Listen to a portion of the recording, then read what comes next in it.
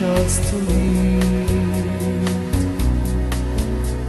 a gift for tomorrow's inspiration. What more could we give?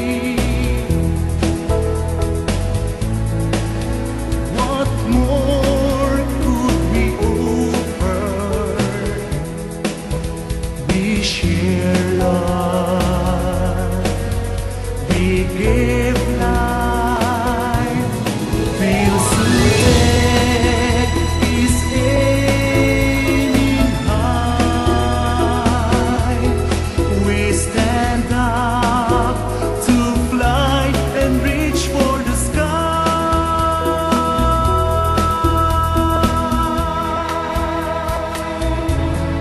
This is our challenge.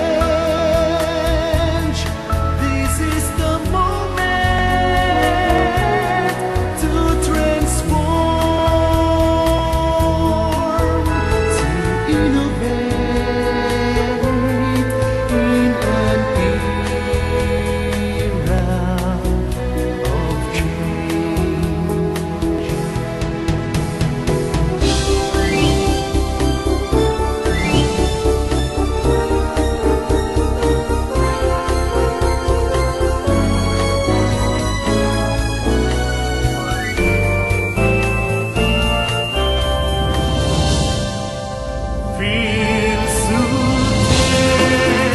Philsutech is aiming high.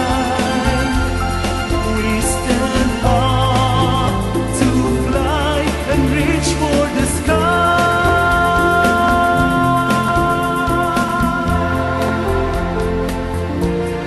This is our challenge. This is the moment to transform,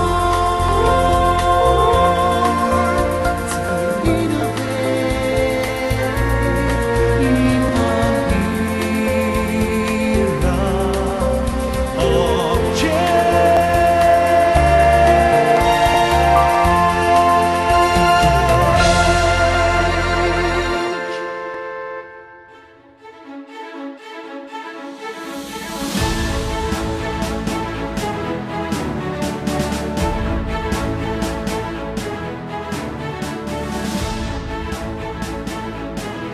And once again, good afternoon to each and everyone, and welcome to the 67th Philsutech National Convention with the theme Sugarcane Industry, braving through the challenges of times. My name is Daphne Kong. I will be your host for today. Our national convention may not be as the same as the previous years that we've been having because of the pandemic. It limited us with our gatherings. Health protocols hindered some of us to be physically present today, but we are finding ways and through technology to continue to learn and to fulfill our mission to always work for the best of the sugar industry. And this exact mission is reflected on this year's logo. Our 67th Philsutech Annual National Convention logo recognizes efforts by all our members in the trying time of a global pandemic. The workers on masks symbolizes everyone's commitment to fulfill our responsibilities despite the risks imposed by the COVID-19 pandemic. The color represents freshness and new hope as we respond to the challenges of the new normal. So altogether, this year's cover signifies Philsutech's passion and dedication to the utilization of science and technology to improve the economics of the sugarcane industry.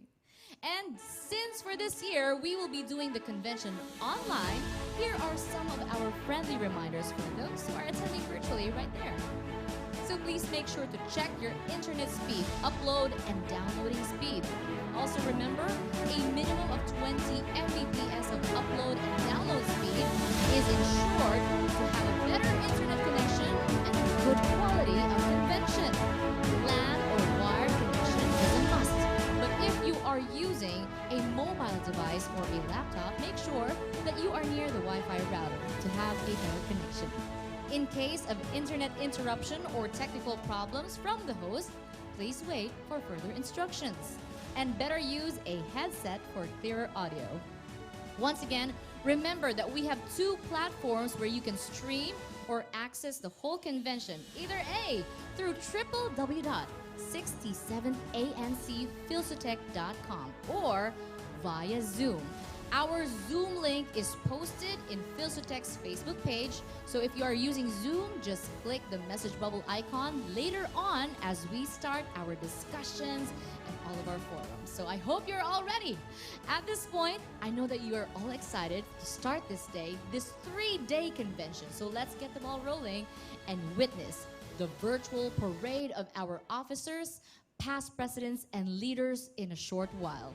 So ladies and gentlemen, just in case meron tayo iba dyan na this is our first time doing this virtual platform. We don't know how to do this. We don't know how to do that. Don't worry. We will be guiding you along the way. And we will still be posting all of these reminders para to ensure that everybody is right on track. And to make sure that you won't miss even a single speaker later on because we have prepared a good roster of speakers, a good lineup of discussions for everyone to enjoy this 3-day convention.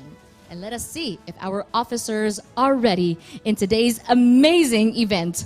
I know for the past years we have been celebrating in Cebu, I believe. So right now, virtual na naman tayo. For those who are in Luzon, how do I greet this in Ilonggo? Maayong hapon sa inyong tanan. So I hope you're all enjoying. We are live in the City of Smiles. And wherever you are, we are in touch. So stay right there and enjoy. Now, this is the parade. Let's watch this.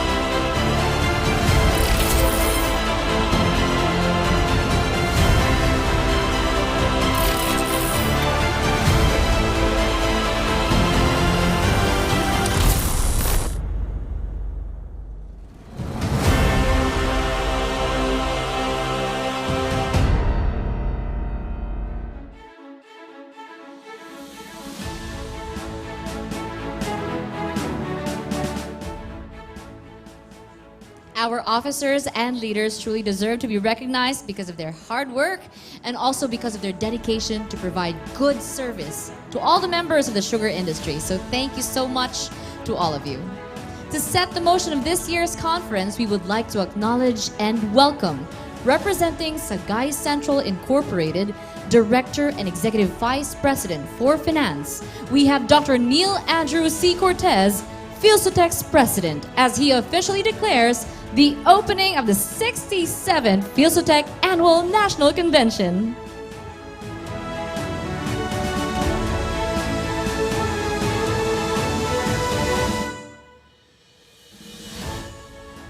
Thank you very much, Danny.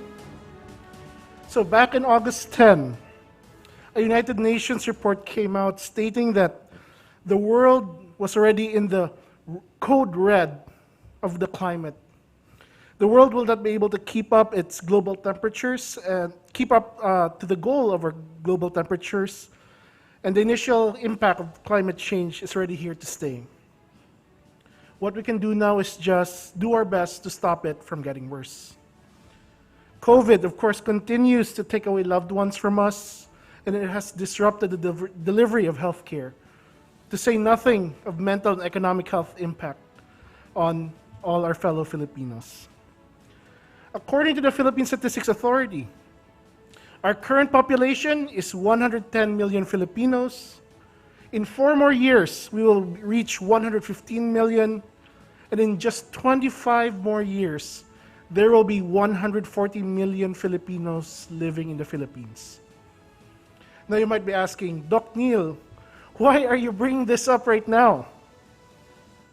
Well, really, I bring this up because I believe that the Philippine sugarcane industry can contribute much to helping our country address these issues. Our industry is a major economic driver and employer, especially in areas outside the main urban centers of the country. Our industry helps to feed and to keep healthy our ever-growing population.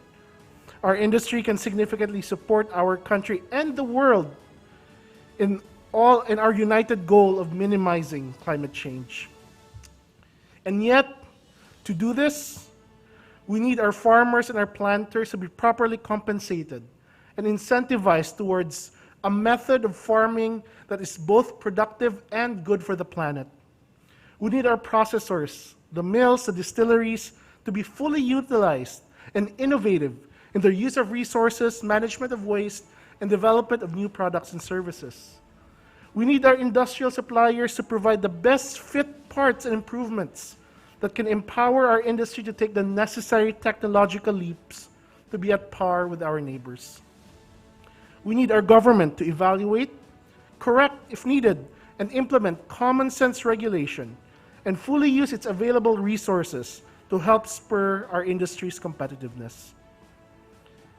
This is why I believe that the Philippine Sugar Technologies Association continues to be relevant to our industry.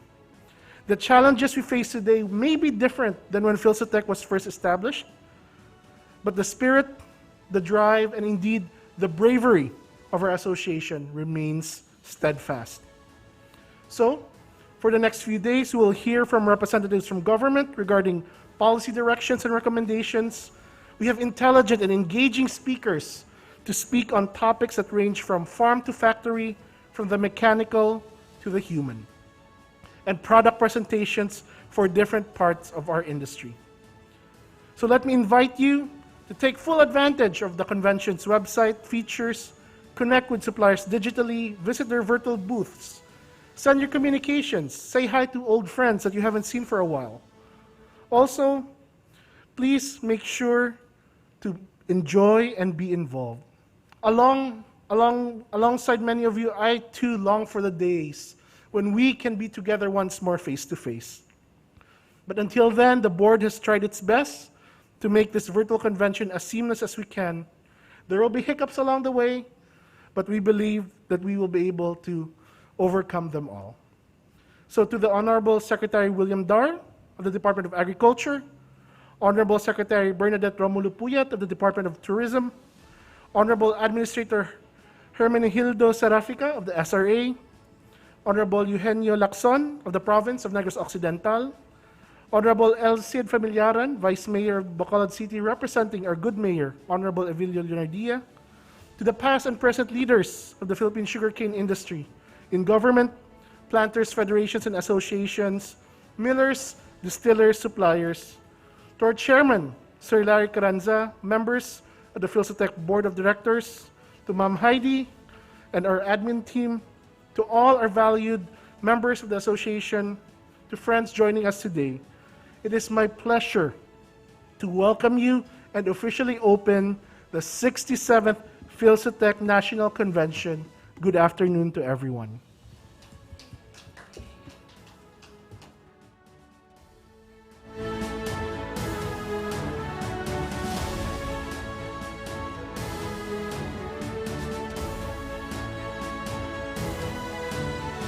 You heard that right. It's officially open. So again, thank you so much, Dr. Neil Andrew C. Cortez. And again, welcome everybody.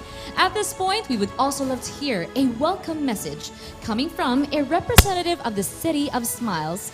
We welcome Bacolod City's Vice Mayor, Honorable El Cid Familiaran. President Dr.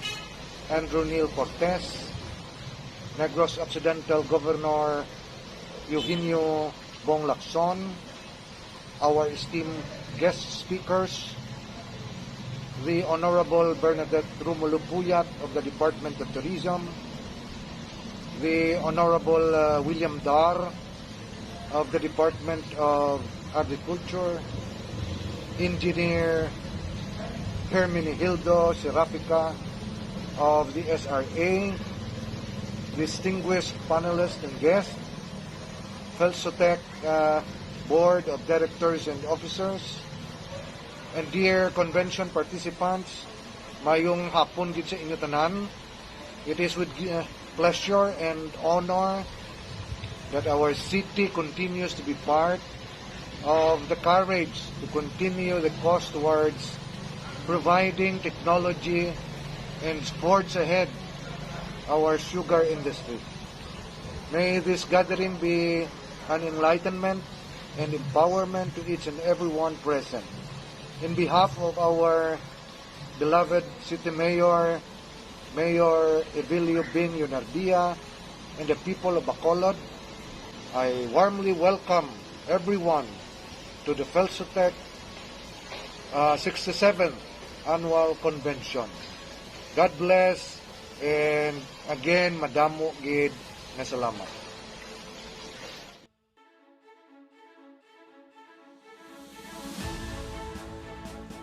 Madamo man nga salamat. Thank you very much.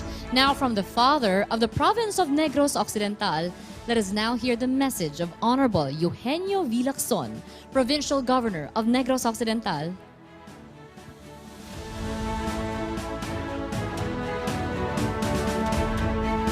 The story of Negros Occidental has always been entwined with sugar. Today, I am honored to welcome the return of Philsutech Annual National Convention to the sugar bowl of the country after 17 years. With our province's enduring love affair with sugar, I find it meaningful that this year's convention, which is a first of its kind in all of history, will be hosted here in Negros Occidental.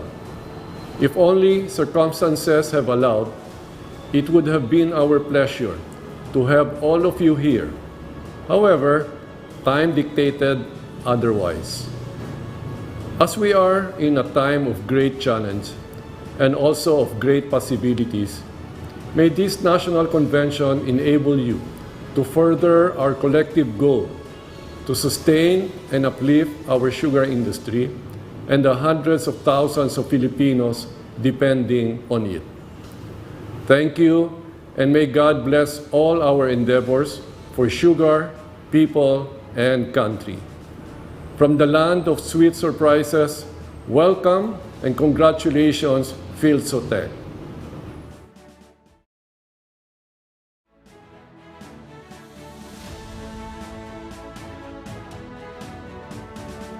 Kag madamo nga salamat, Governor Bong.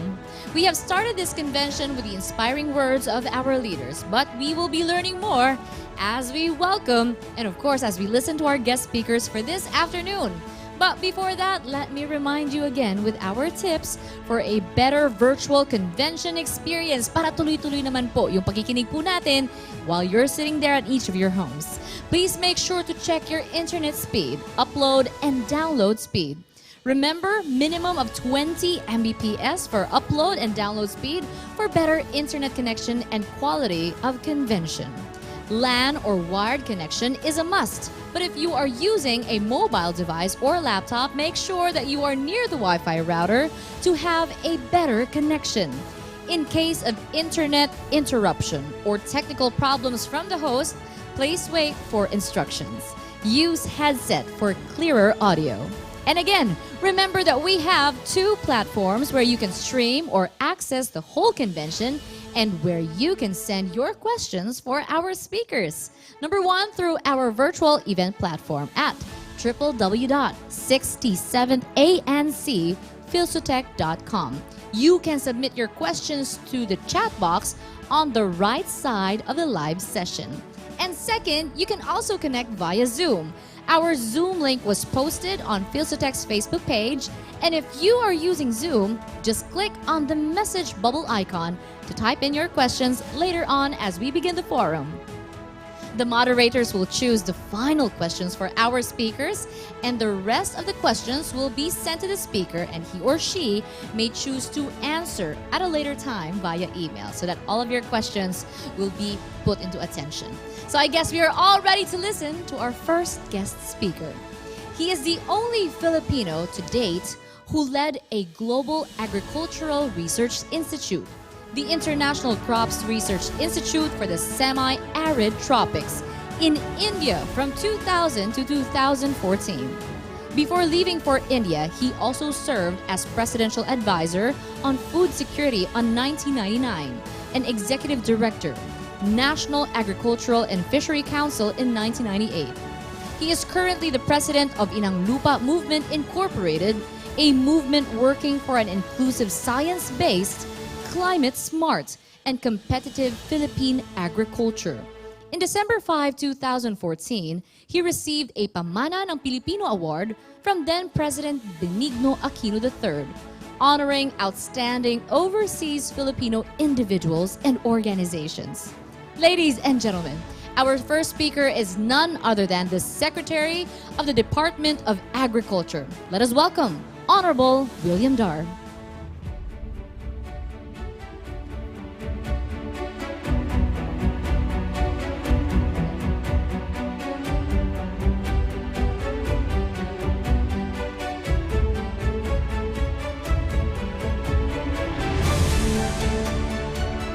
Magandang araw po sa ating lahat. First and foremost, let me congratulate the Philippine Sugar Technologies Association Incorporated and the sugarcane industry stakeholders for pursuing a forum of information exchange on the latest science, technology, and economics of sugar production. Since 1953, the Philsutech has made an outstanding job and effort to become an integral part and a proactive technology provider for the Philippine sugar industry.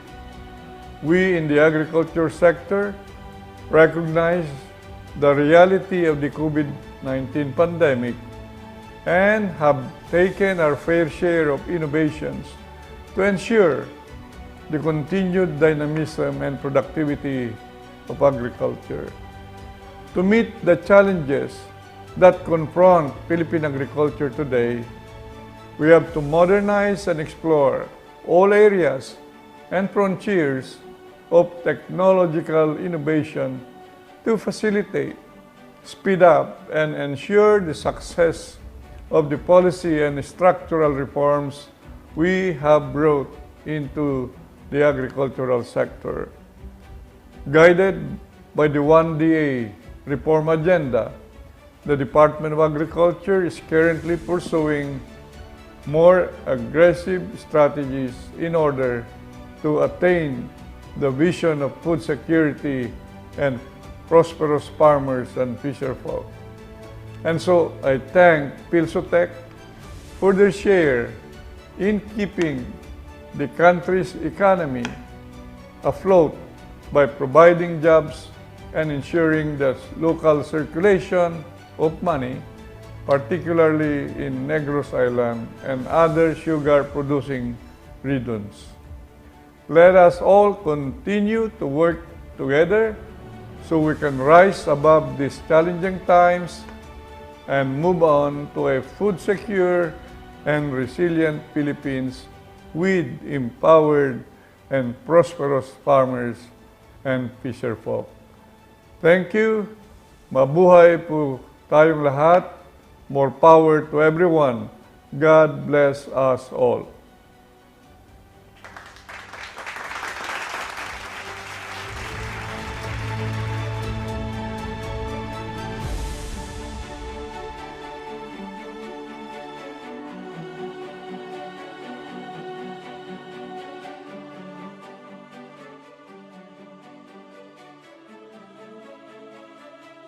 Thank you very much, Secretary William Dar from the Department of Agriculture.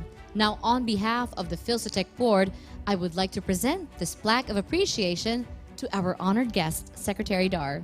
The plaque reads as follows.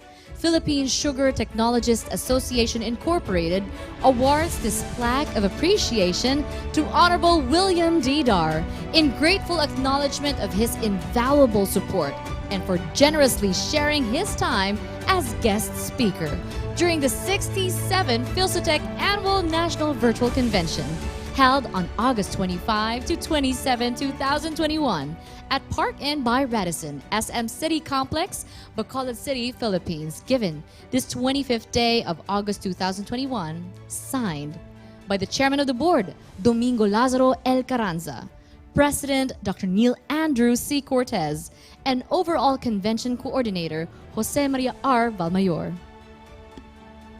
Once again, maraming salamat, Honorable William Dar. We will be entertaining more questions later on, so if you have something in mind, just don't forget to type it onto the chat box, and we have our facilitators taking note of these. If you also have comments, any shout-outs that you wish to share, as mentioned earlier, just feel free and enjoy the rest of the convention. Up next, another speaker in the line. She was a former lecturer at the UP School of Economics from 1994 to 2006. She also served as an economic consultant at the Housing and Urban Development Coordination Council in 2001 to 2002 and the Presidential Management Staff from 2005 to 2006 and was Deputy Cabinet Secretary at the Office of the President in 2006.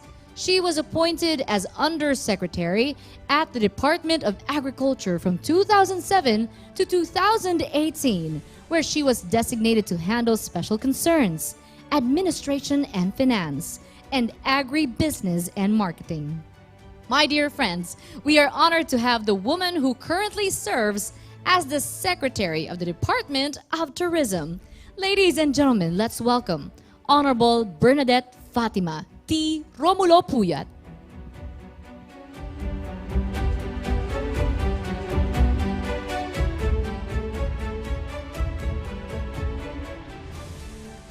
Philsutech Chairman of the Board, Domingo Lazaro L. Carranza, Philsutech President Neil Andrew C. Cortez, officers and members of the Philippine Sugar Technologists Association, ladies and gentlemen, good day, everyone.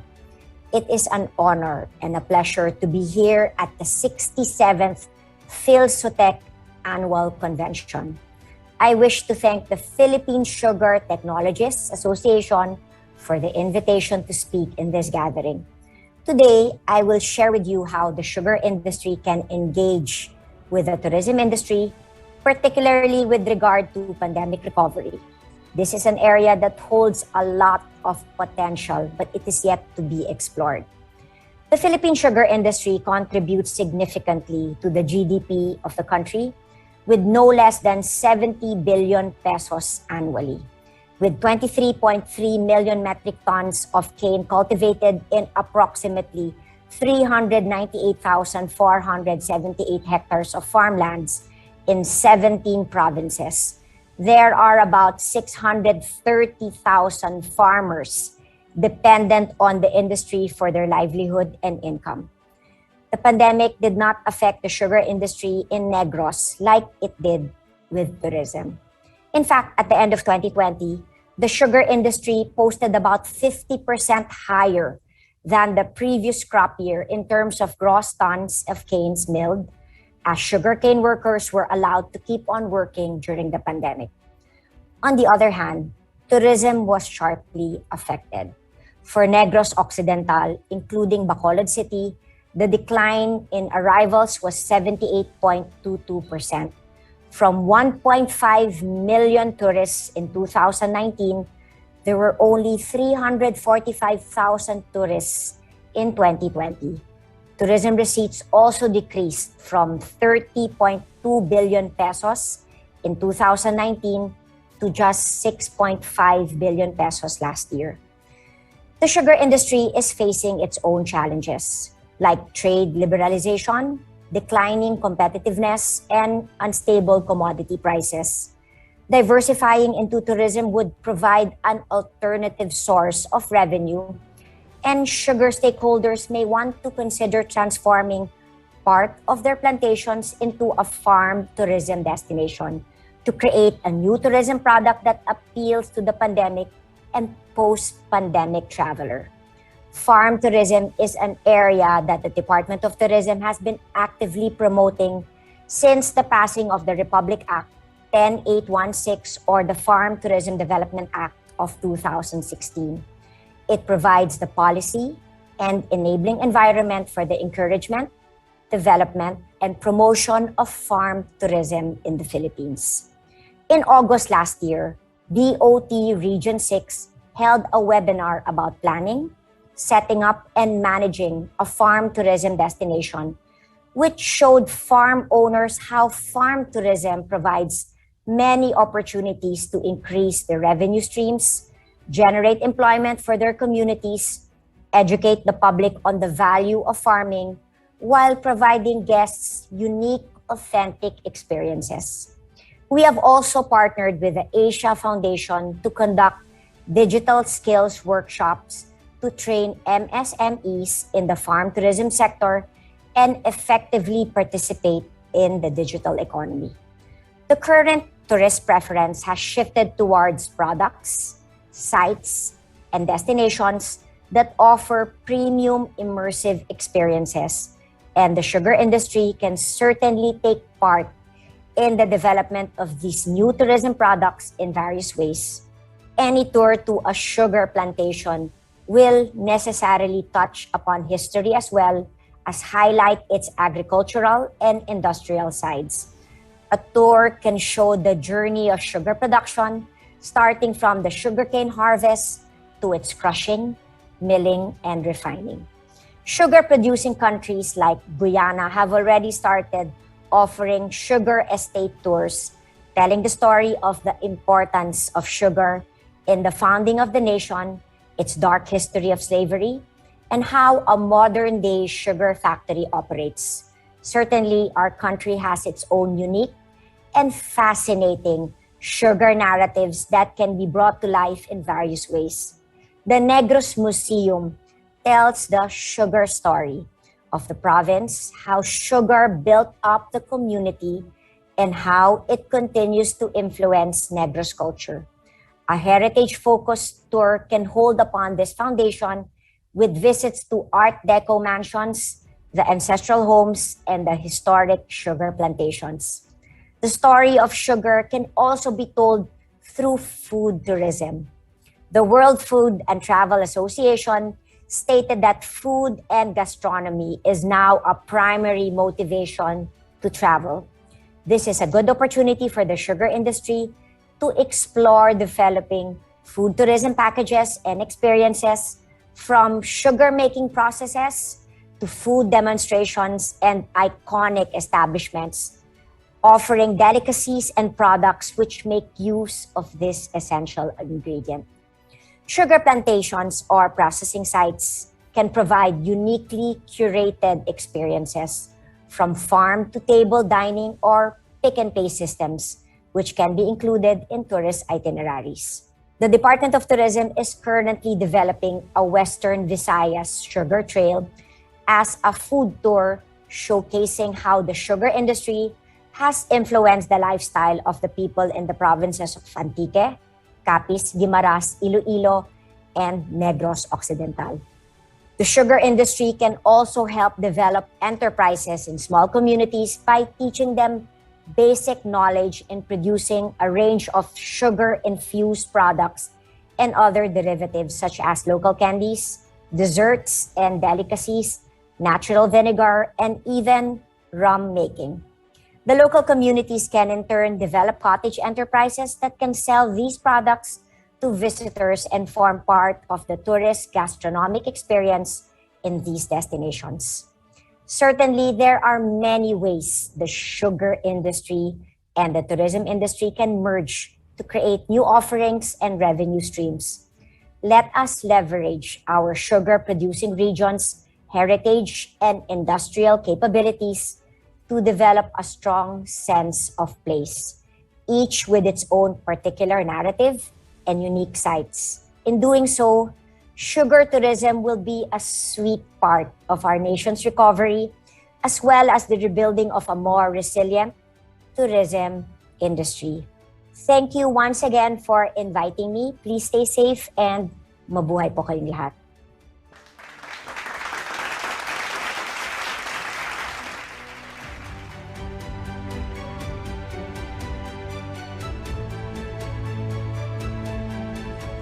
Once again, thank you so much, Secretary Bernadette Fatima Romulo Puyat. On behalf of the Philsutech Board, I would like to present the plaque of appreciation to our honored guest speaker today. The plaque reads as follows. Philippine Sugar Technologists Association Incorporated awards this plaque of appreciation to Honorable Bernadette Fatima T. Romulo Puyat in grateful acknowledgement of her invaluable support and for generously sharing her time as guest speaker during the 67th Philsutech Annual National Virtual Convention held on August 25 to 27, 2021 at Park Inn by Radisson, SM City Complex, Bacolod City, Philippines. Given this 25th day of August 2021, signed Chairman of the Board, Domingo Lazaro L. Carranza, President, Dr. Neil Andrew C. Cortez, and overall convention coordinator, Jose Maria R. Valmayor. Once again, thank you so much, Honorable Bernadette Romulo Puyat. Maraming salamat po. And if I could just get a couple of pieces from our past two speakers earlier on, it has been a notion since COVID has started here in Negros Occidental or here in Bacolod City na sinasabi, hindi talaga magugutom ang Pilipinas. Lalong-lalo na, hindi tayo magugutom here in Bacolod City where sugarcane is just seen left and right. That is why this event and the people behind this event, you who are watching right now, maraming salamat po, because even in this time of the pandemic, you never halted, you never stopped in finding ways on how you can reach out to the people and how we can find innovations to help more and to serve more. So ngayon pa lang, maraming salamat po. So you deserve a breather. Inhale, exhale. Here is a special entertainment for everyone this afternoon, and he is a Hall of Famer in Panaad sa Negros Pop Music Festival as Best Song Interpreter. 7-time defending champion in Tawag ng Tanghalan Season 2, Quarter 3. An event host and a jingle producer. An entrepreneur, owner of Cecilia's Negrense Delicacies. Alam niyo naman, basta sa Negros Occidental, mahilig kami sa sweets. He is also a full-time entertainer. So ladies and gentlemen, sit back, relax, and enjoy as we welcome Mr. Charles Kevin Tan.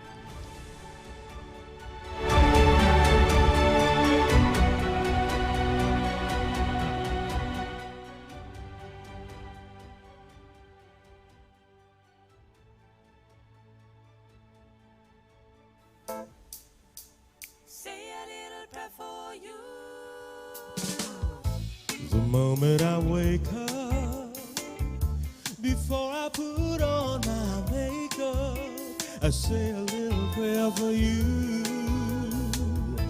At work I just take time, and all through my coffee break time, I say a little prayer for you. Forever and ever you stay in my heart, and I will love you forever and ever. We never will part. Oh, how I love you. Together, together, that's how it must be to live without you. Would only mean heartbreak for me. At work I just take time. At break I just think of us, dear. I say a little prayer for you. At work I just take time, because you are love of my lifetime. I say a little prayer for you. Forever and ever you stay in my heart, and I will love you forever and ever. We never will part. Oh, how I love you. Together, together, that's how it must be to live without you. Would only mean heartbreak for me. But darling, believe me, for me there is no one but you. Answer my prayer, answer my prayer, answer my prayer. You gotta answer my prayer, answer my prayer. You gotta answer my prayer, answer my prayer, answer my prayer. You gotta answer my prayer. You gotta answer my prayer. You gotta answer my prayer. You gotta answer my prayer.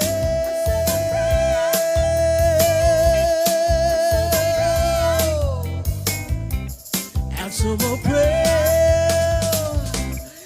Answer my prayer.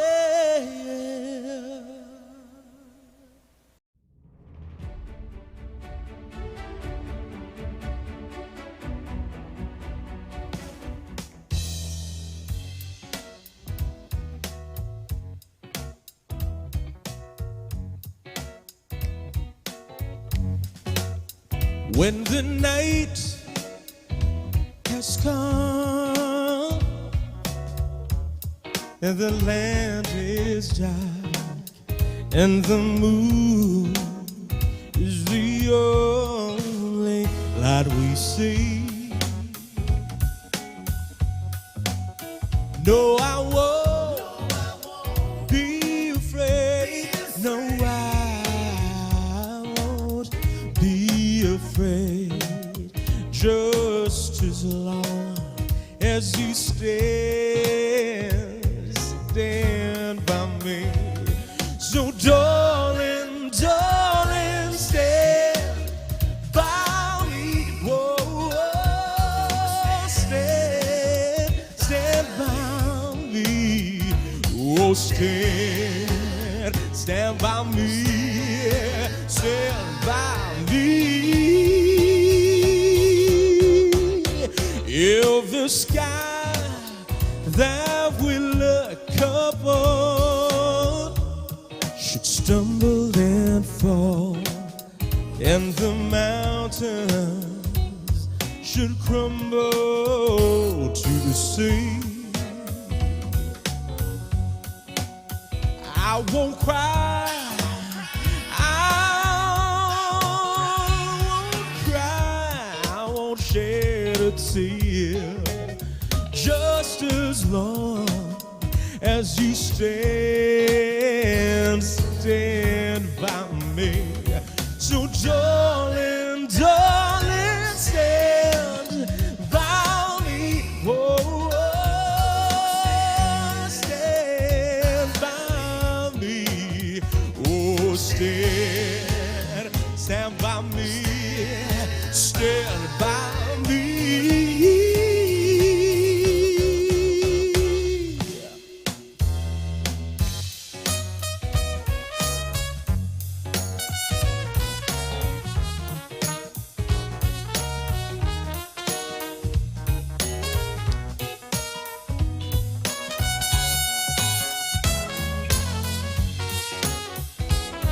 So darling, darling, stand by me. Oh, stand by me. Oh, stand by me. Stand by me.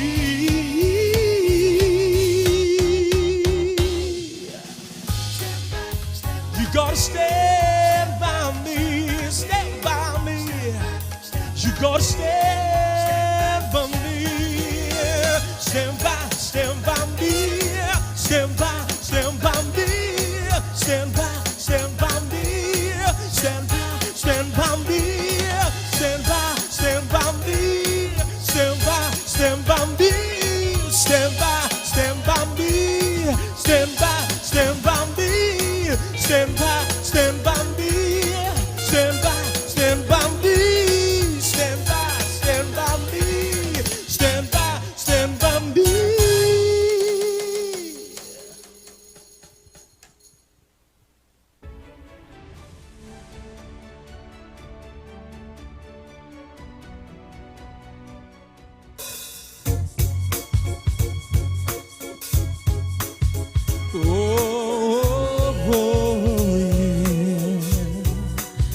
I know your eyes in the morning sun. I feel you touch me in the pouring rain. At the moment that you wander far from me, I wanna feel you in my arms again. And you come to me on the summer breeze, kept me warm in your love. Then you softly leave, and it's me you need to show. How deep is your love? Is your love? How deep is your love? I really need to learn, 'cause we're living in a world of fools, breaking us down when they all should let us be. We belong to you and me. I believe in you. You know the door to my very soul. You're the light in my deepest, darkest hour. You're my savior when I fall. And you may not think that I care for you, when you know down inside that I really do. And it's me you need to show. How deep is your love? Is your love? How deep is your love? I really need to learn, 'cause we're living in a world of fools, breaking us down when they all should let us be. We belong to you and me. Is your love? How deep is your love? I really need to learn, 'cause we're living in a world of fools, breaking us down when they all should let us be. We belong to you and me. Is your love? How deep is your love? I really need to learn, 'cause we're living in a world of fools, breaking us down when they all should let us be. We belong to you and me. Ooh.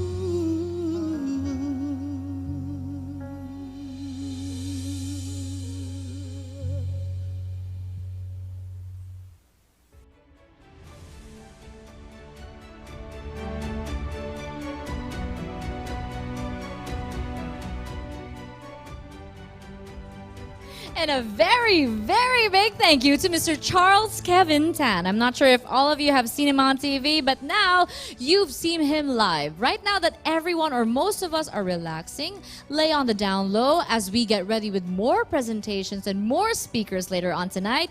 We would also like to inform everybody that aside from the ones watching us virtually, we also have some of our members join us here live in the City of Smiles. However, we want to ensure that in everything that we do, we always ensure na top of mind po namin yung pag-apply po namin ng mga health and safety protocols as abiding with the IATF. So, I believe we have also experienced yung mga swab po namin para makagaranti na while we are having this event, everybody, even the ones who are in the back room, are safe. To give you the best show, the best convention that you can experience first time in virtual. Also, everybody, please don't forget the reminders that we have been sending you a while ago, since in the coming few minutes, we will be starting with our technical presentations as well. So ensure that you have your internet secured. So now that we have learned a lot from our speakers earlier on this afternoon, we will be hearing more insights as we give time to our technical product presentations. For our first technical presentation, our speaker will talk about proper bearing and maintenance. He is a graduate of the MS Mechanical Engineering degree of the University of the Philippines, Diliman. He specializes on bearing troubleshooting, bearing maintenance and diagnosis, and customer relations for various industry sectors like steel, agriculture, mining, quarry, and construction. He is currently an industry specialist at NSK International Philippines. Ladies and gentlemen, our speaker from United Bearing and Industrial Corp and NSK, Engineer Justin Gabriel Polientes.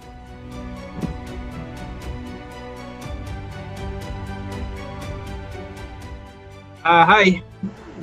Thank you for the wonderful introduction. Good morning to everyone and to all the participants as well. Good afternoon pala to everyone and to all watching in at home at the safety of their homes. So yeah, my name is Engineer Justin Polientes, and I'm here to give a short discussion about proper bearing maintenance. Okay, so I'll be sharing my screen.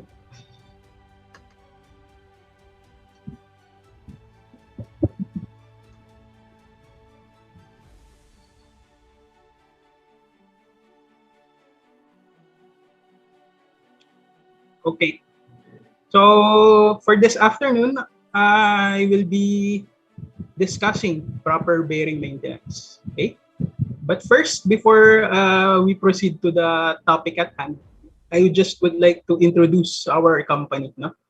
So our company is NSK, which roughly is an acronym for Nippon Seiko Kabushiki Kaisha, which roughly translates to Japan Precision Company. Okay?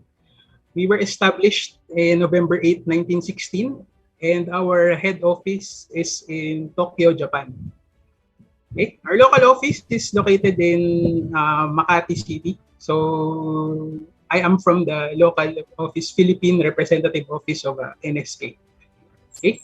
So NSK actually, we cater to two different industries. So one is in industrial machineries, and the other is in the automotive industry. Okay. So for the Philippines, no, we have our distributor partner. I would like to give them an introduction. No, so our exclusive distributor in the Philippines for all NSK products is United Bearing Industrial Corp. So already 59 years of serving the Philippine market, and they have been our exclusive distributor of NSK products for almost for more than 50 years. Okay. Their main office is in Manila.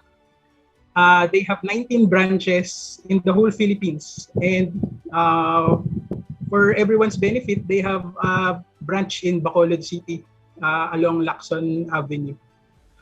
Okay, so yeah, In most areas where there are sugar mills, you can find a United Bearing branch nearby. Okay.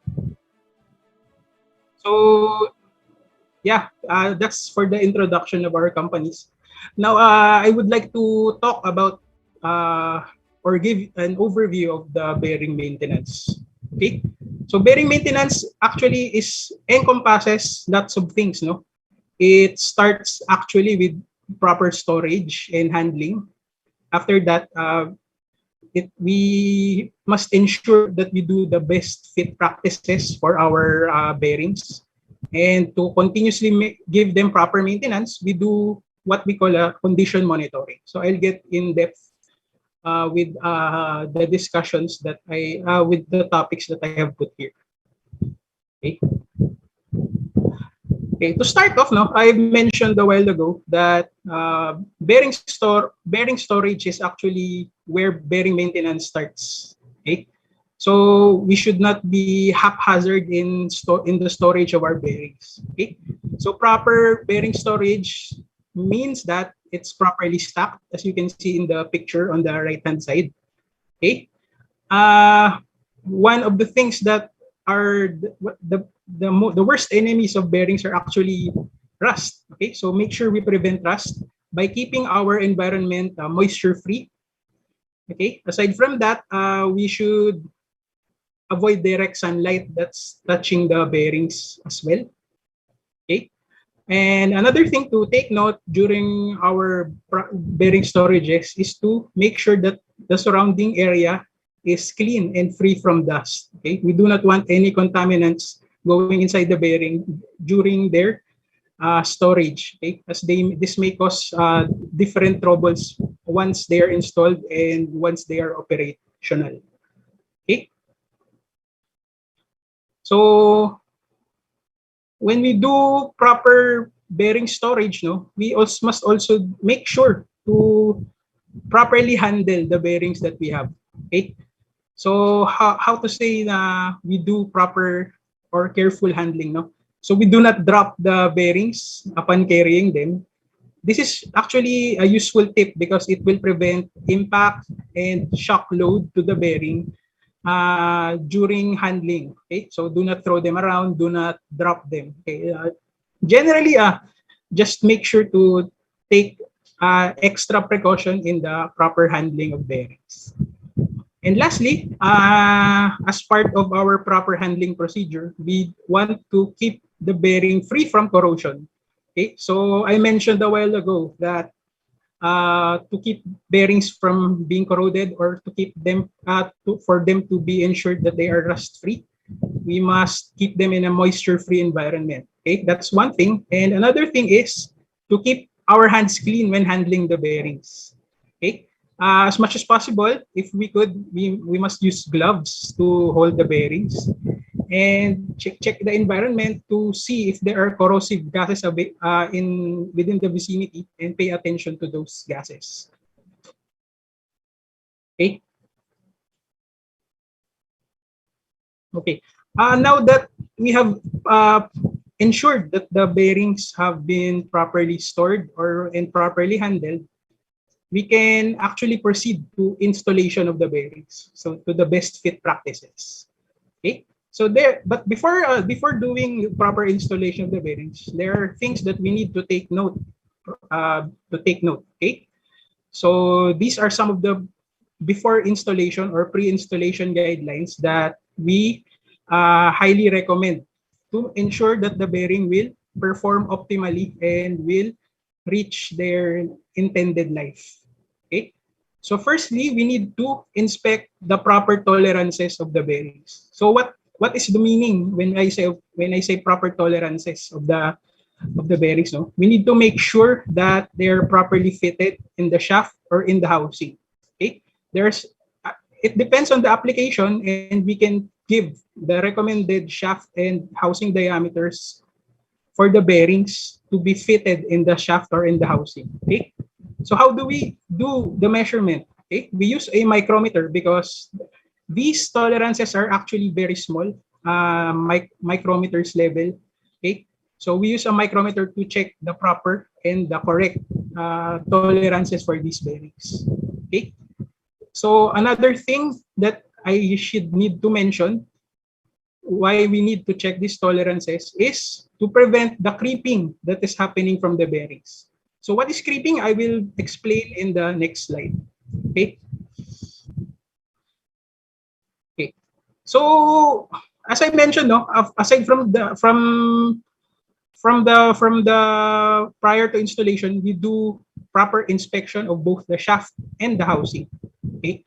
I mentioned a while ago that we need to check the proper tolerances of the shaft. Okay.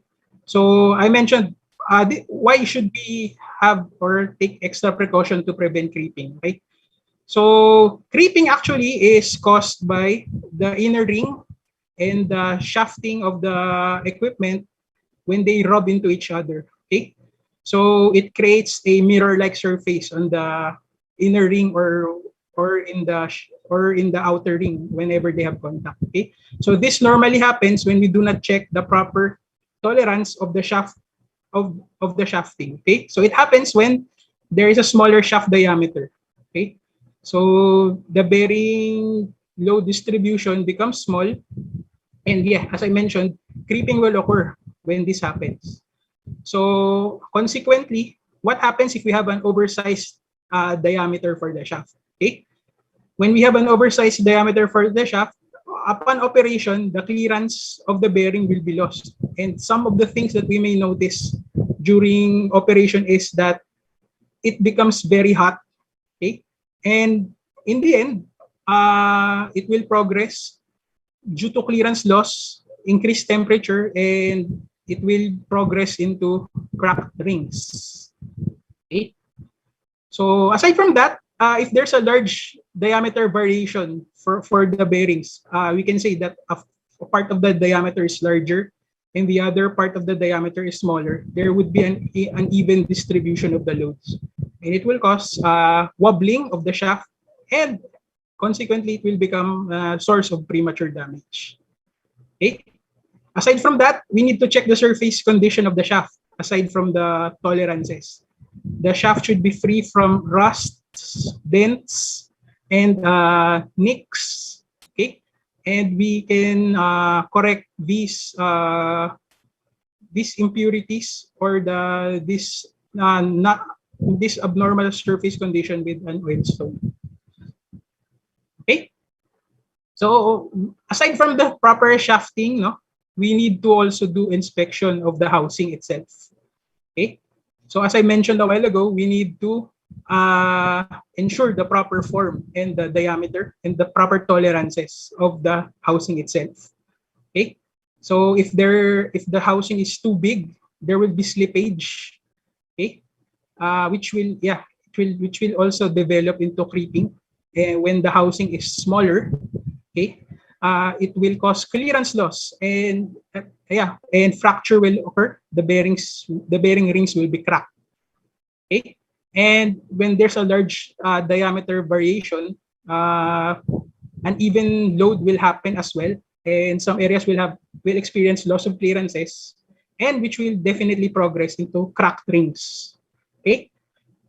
But in addition to the points that I have mentioned, aside from the proper tolerances that we need to check in the housing, we need to also check the drainage holes of the bearing of the housing itself. And also check the oil and grease holes. Does the lubricant flow freely? Are there any blockages? We need to clear those blockages before we start the operation of our equipment. Okay. And after that, we check also the surface condition of the housing itself to make sure that, yeah, it's also same as the shaft, free from dents, nicks, and other abnormalities that can be found on the bore surface of the housing itself. Okay. Now that we have done our proper pre-installation guidelines, we are now ready to move to proper bearing mounting. Okay, so different in installing bearings, no, there are different ways and techniques. It varies on the size of the bearing and the types that we have. Okay, So what I'm trying to say is we use proper tools to aid us in assisting bearing installation. Okay, and as always, we need to observe proper safety to whenever we do install. Okay, some of the things that we use or some of the recommended tools we would like to mention in during the installation is, for example, a fitting tool. We call it a cold mounting of the bearings with the use of a hammer and the fitting device, as you can see in the lower left portion of the presentation. Okay. Another way to install the bearings is through the use of hydraulic nuts. Okay. And one of our most recommended ways to do installation of the bearings is through the use of a bearing heater. Okay. In this slide, I showed an example of the induction heater. Okay. So the theory is to heat the bearings until they expand and it could be easily fit through the shafting. Okay. So just to get a proper message, okay, proper mounting is a big factor and is paramount to get the best performance of our bearings that we have installed. Okay. So aside from proper fitting of the bearings, we also would like to emphasize the proper use of lubrication. Okay, lubrication is actually an important part, no? If I could say, it's as important as the proper installation we have on our bearings. Okay, primarily the purpose of bearing lubrication is to reduce the friction and the wear between the components that are rotating. Okay, to also prevent corrosion and to seal out dirt and contaminants. And I think on a more minor purpose is to dissipate heat. Okay, so when we do select proper lubricants for the bearings that we use, we have different factors. No? So one of the factors that we have is it's based on the load and the speed of the equipment.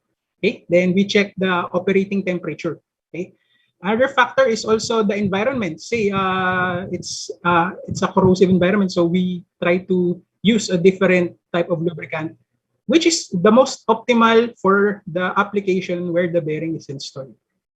Okay. With this, I would like to introduce or promote again the grease lineup of NSK. Okay?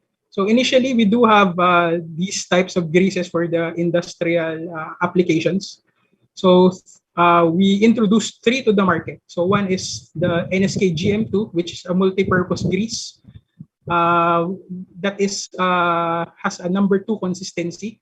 Okay, then a thicker grease, NSK GM3. Okay, same as the multi-purpose grease 2, but thicker. Okay, and the last one, the high pressure grease for high load applications, NSK GP2. Okay, so yeah, with different applications, we can definitely serve the intended purpose of this grease that we have. Okay. Okay, so where after the bearing has been operating, no, we also observe proper dismounting of the bearing. So we not only use proper mounting techniques, but we also use proper dismounting techniques. Okay, generally it's just the same as mounting. We just follow the reverse order, and as usual, we recommend to use the dismounting tools that we have. Okay. Generally, it is larger due to larger forces involved. Okay. And yeah, some of the proper tools that we recommend are to use when dismounting are the use of mechanical coolers. And in this example, as you can see in the lower left, the use of hydraulic pullers to aid us in the dismounting of bearings. Okay, so why am I emphasizing the use of proper dismounting tools? Okay, one use is first for us to be able to look at the bearing and do a proper inspection. Okay, the proper inspection is used in the bearing to do failure analysis So when we do failure analysis, we determine the root cause of why the bearing has failed so that we could correct it and prevent it from happening again. Okay? And another thing is to maintain the integrity of the shaft. Okay? When we do dismounting in a haphazard way, or we do not take care of the bearings once we do pull them, it could damage the shaft, which could lead to a different tolerance. We may need to machine again, or if we did not machine and we just installed the bearing after the dismounting, it will cause problems like the ones mentioned a while ago, the loss of clearances and cracked rings, or even creeping when the shaft is loose. Okay, so this is why this is the reason why we promote the proper use of proper dismounting tools. And as always, when we do dismounting, we observe safety. No, as mentioned, no, the bearings that are dismounted are most likely broken.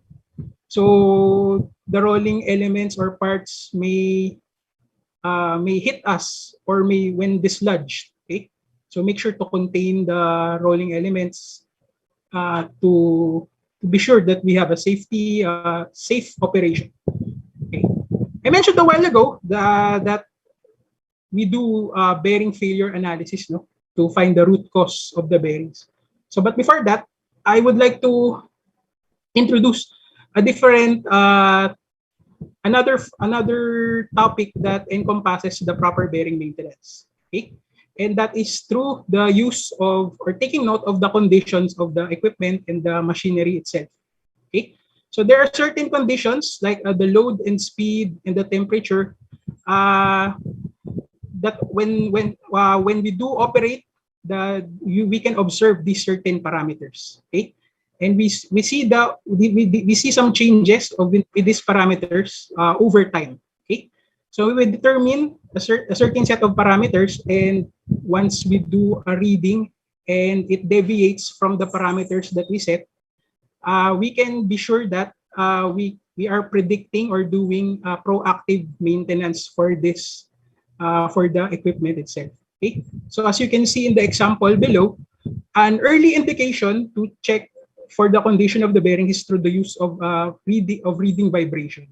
Okay, so I keep mentioning on proper condition monitoring. No? So just to give a short definition, no? Condition monitoring is the use of advanced technologies to determine the equipment condition. Okay, when we read and when we observe the condition of the bearings, we can actually predict failure. Okay, so some of the condition monitoring techniques or technology that is mentioned are not are not limited to is through vibration measurement and analysis, infrared thermography, oil analysis, ultrasonics, and motor current analysis. Okay, so why is this condition monitoring beneficial? Okay, so first, it reduces operating costs. Okay, increases our plant reliability. Okay, increases our output. Okay, reduces spare inventory, and yeah, as I mentioned, since we all are advocating the safety during operation, it increases our personnel safety. And lastly, it will improve the quality of the equipment as well. Okay. Okay. So there are different maintenance strategies that are usually employed in the industries in the Philippines. Okay. So condition monitoring is actually one of the part of the predictive maintenance. Okay. So predictive maintenance, as you can see in this chart. Okay. So there are 5 maintenance strategies that we have generalized. Okay, so to the use of preventive maintenance or condition monitoring equipment, we can do or predict when the bearing is going to fail. With that, we reduce the number of unscheduled breakdowns that we have. Okay. And to improve it further, from using the predictive maintenance technology, We do things like failure analysis, as I mentioned, root cause analysis, okay, to make sure that we do correct the discrepancies that we have during the in the machine in the machine. Okay, sorry. Okay, as much as possible, we do want a proactive approach for the efficiency of our plant. Okay, so we move from the corrective or what we call yung fix when it breaks type of maintenance and to move to a proactive and reliability maintenance. Okay, for maximum efficiency. Okay. So I've mentioned that certain conditions or faults can be predicted and can be read by our equipment. Okay.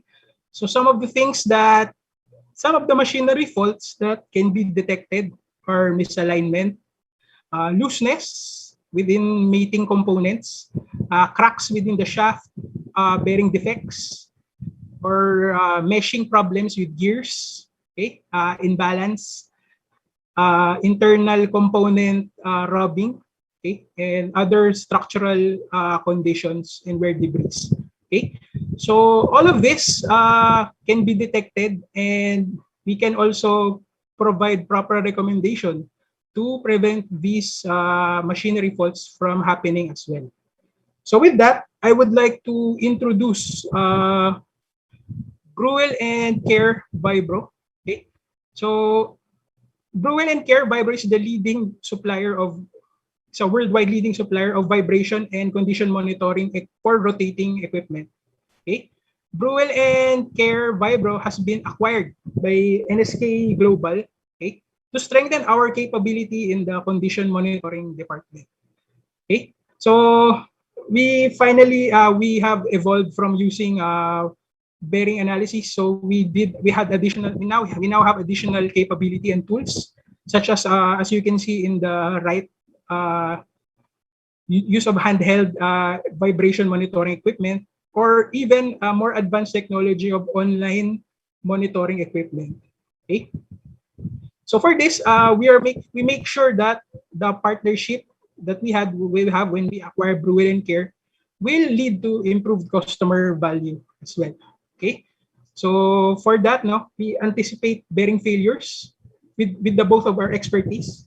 Brewell and Care's expertise in the sound and the vibration monitoring, and NSK's expertise in the bearing department. Okay. So it gives us more time to plan, less time for unscheduled maintenances, and generally, more planning for for us, which lead to maximum efficiency of our plants. Okay. Aside from that, checking can also be done online. Okay, and this data is available when we need it, 24/7. Okay, this is so we could check, or we can easily turn over to a different person monitoring. Okay, so we can also view these data for the safety of our homes. Okay, aside from that, when we do proper planning of the bearing maintenances, what we do is actually increase the efficiency and reduce the spare inventory we have in our warehouses. Because we do plan, we have enough lead time to procure the necessary resources and spares. Okay, and actually, it adds to the efficiency of the plant. Okay, then aside from that, from the reading and from the sound and the vibration monitoring equipment, we can predict the remaining useful life of the bearings as well. And as I mentioned, we minimize the stoppages. And lastly, we improve the on-time customer delivery and performance of our brand as well. Okay. So for that, I would like to show you some of our bearing catalogs, as well. So we have the new bearing doctor. So this is like a snapshot of what happens during bearing failure. We can check and diagnose our bearings. Okay. Then handling instructions for bearings and handling instructions for spherical roller bearings. Lastly, our what we call the Bible of rolling bearing. knowledge is the rolling bearing for industrial machinery catalog of any state. Okay? It includes all the things you need, like limiting speed and load parameters of the bearing as well. Okay? So yeah, you can download a copy of the app of the catalogs in our via App Store or via Google Play. Okay? So that ends my presentation. Thank you everyone again for giving us the opportunity and the platform to speak during now. Okay, and yeah, I would like to thank the support of everyone in the sugar industry and Philsutech also for making this happen. So that ends my presentation. Yeah, we thank you, and we're open for some questions, and that's it. Thank you again very much.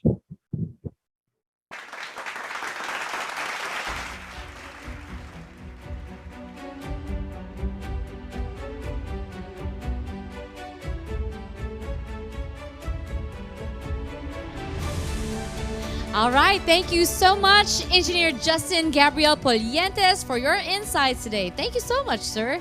We have come to the last speaker for this afternoon, and later on, we will find out kung ano yung topic na ito and kung sino po siya.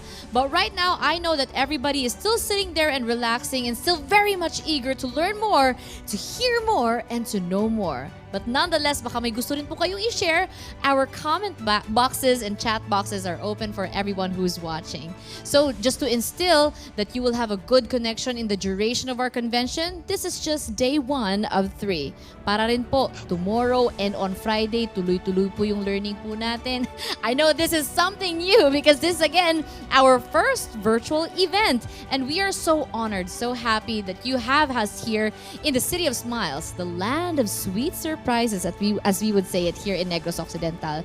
Very much honored that we will be hosting and that we are hosting this event right now. So thank you so much as we want to have everyone here in the same venue where we're in. Sige lang po, enjoy na lang po kayo dyan. Later on, we will be having more topics to discuss, perhaps more questions from you guys as well, more entertainment. You have to watch out in the next coming days. For now, I think the only advice that I can give you is to sit back, relax, get ready with your questions in our last and final speaker. And of course, at this point, mag-awarding po muna tayo.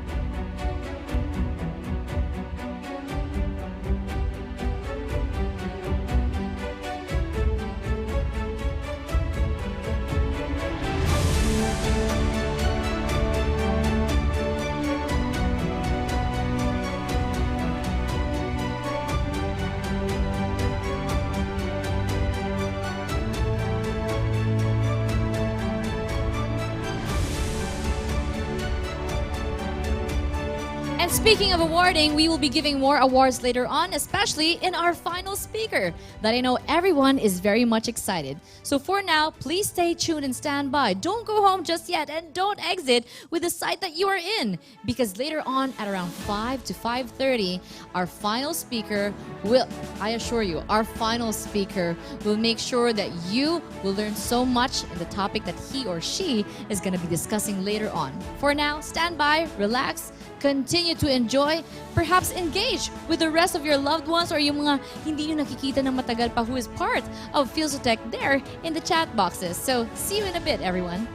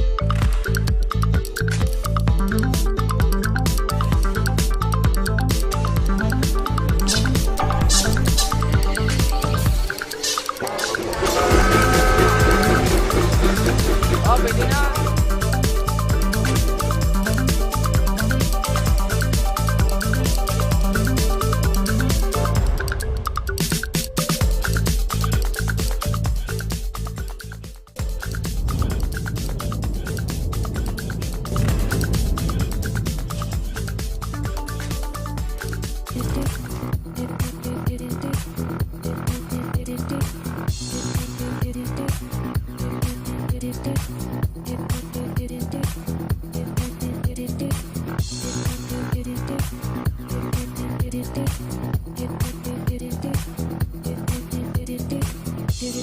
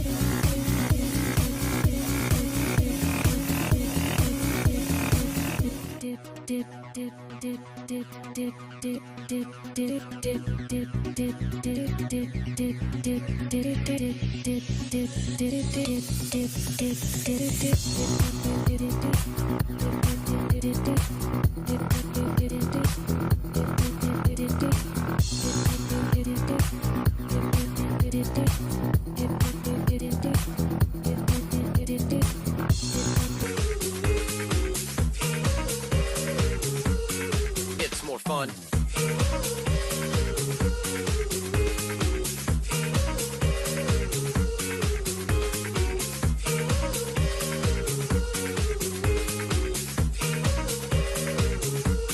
Philippine Islands.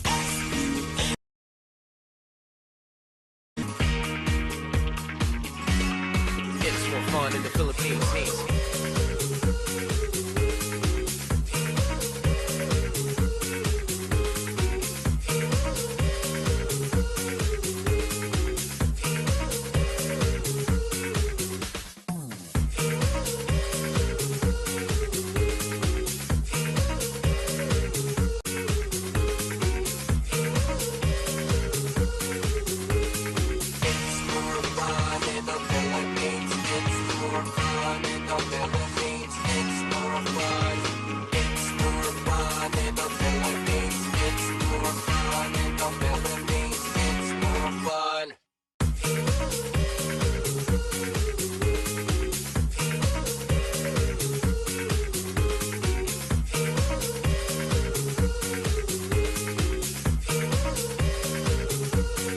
It's more fun in the Philippines.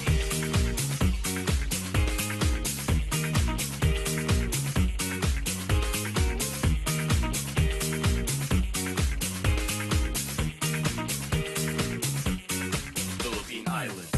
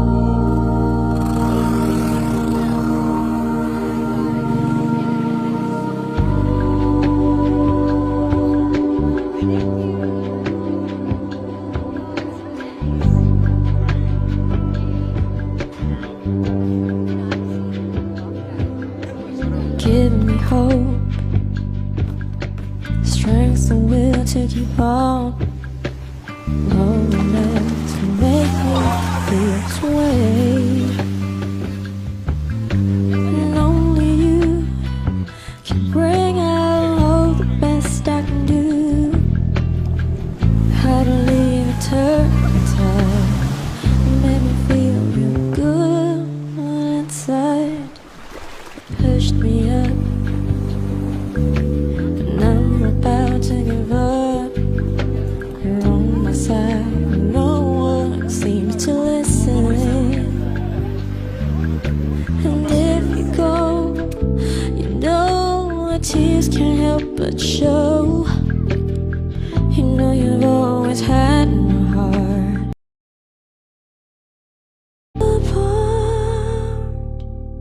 It's your smile, your face, your lips that I miss.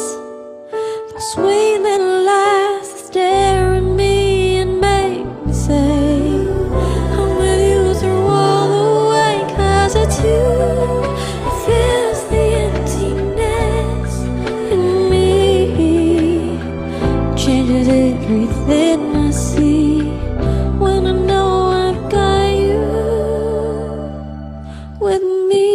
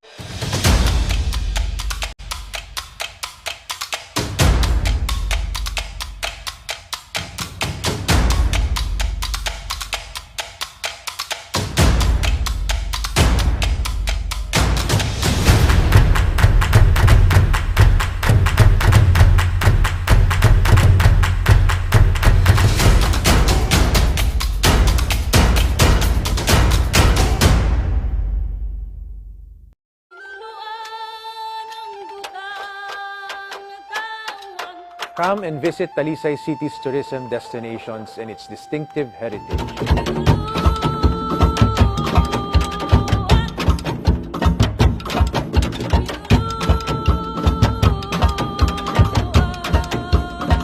Choose Philippines. Choose Talisay City.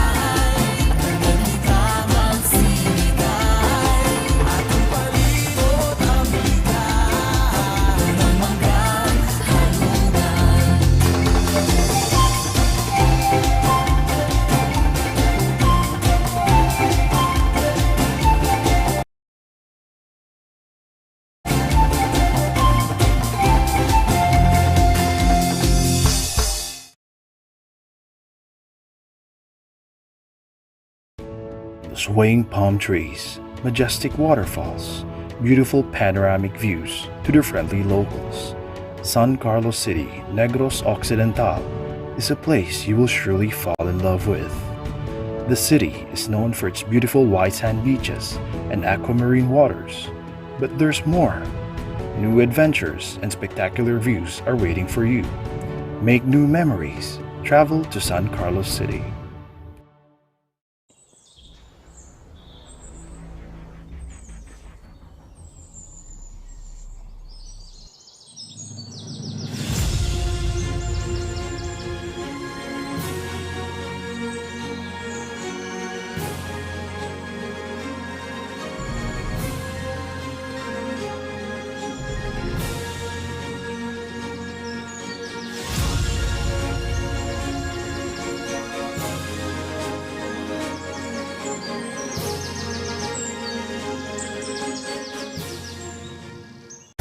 Good day! Come and visit our very humble town as we let you see and food master. Phyllis Sanyo Kawayan!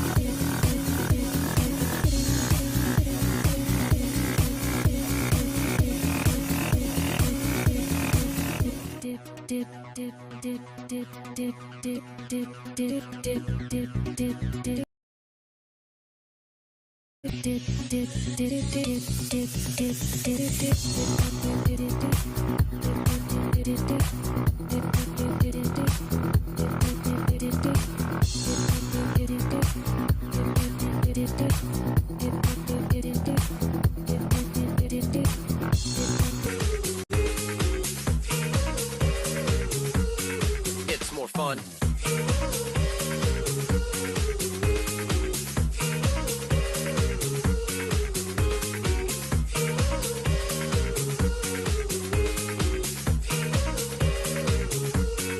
Philippine Island.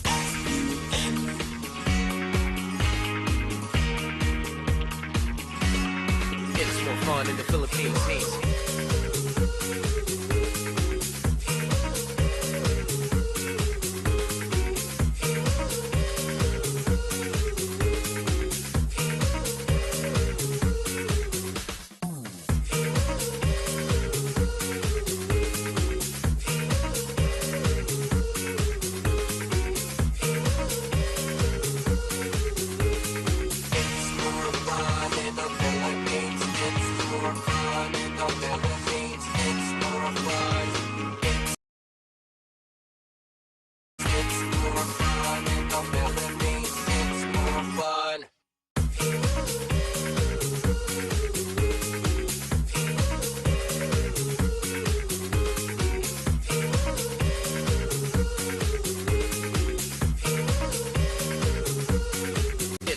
fun in the Philippines.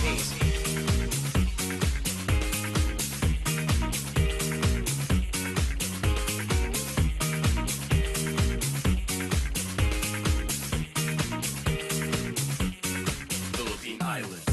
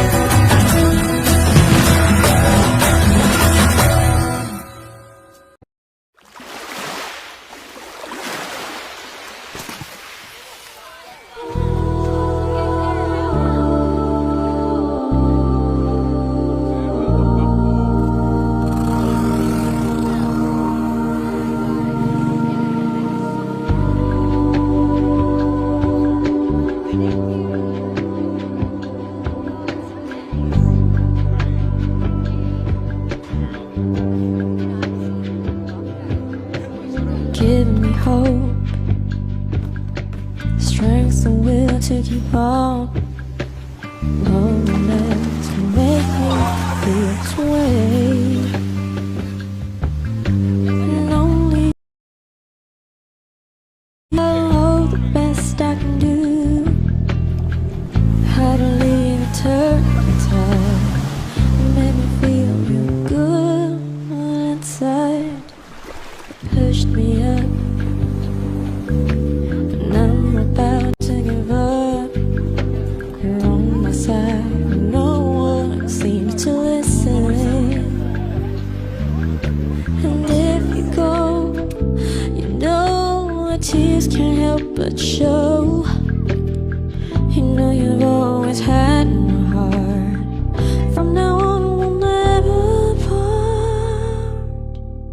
It's your smile, your face, your lips that I miss.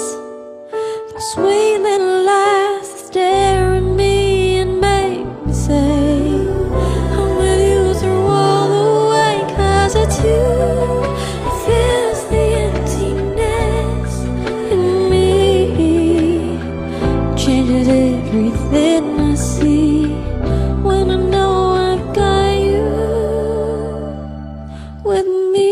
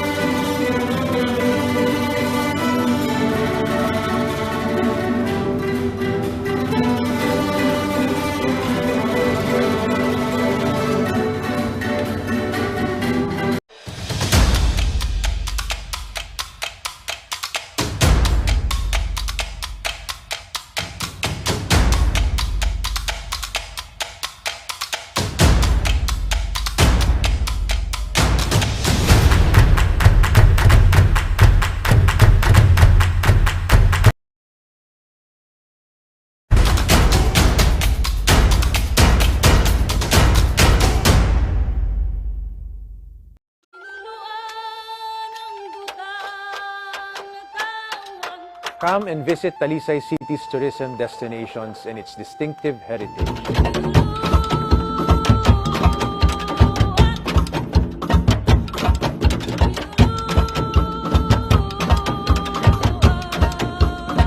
Choose Philippines. Choose Talisay City.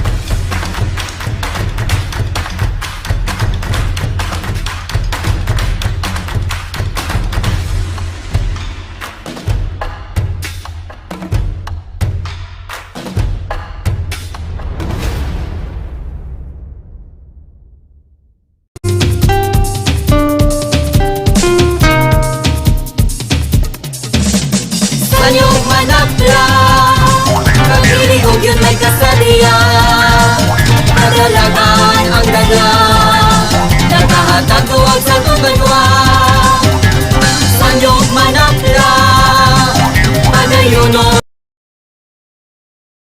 Isulong ang paghigugma May pagkahumatag sa taksa Sanyog, sanyog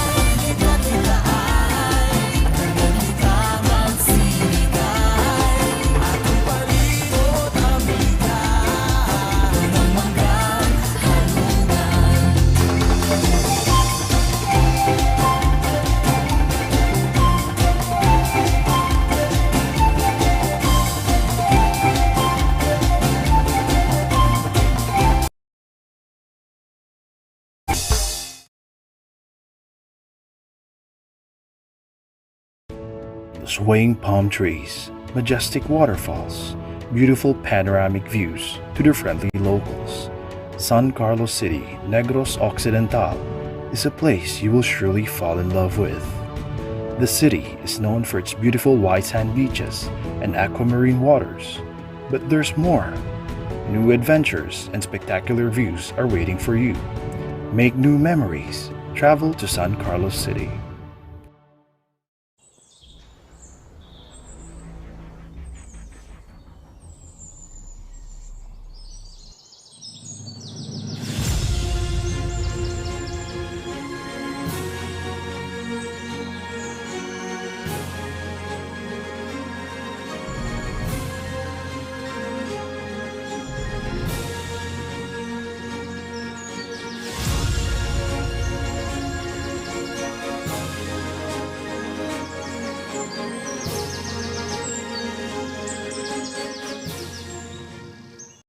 Good day! Come and visit our very humble town as we let you experience its glam, serenity, and food master. Ayan!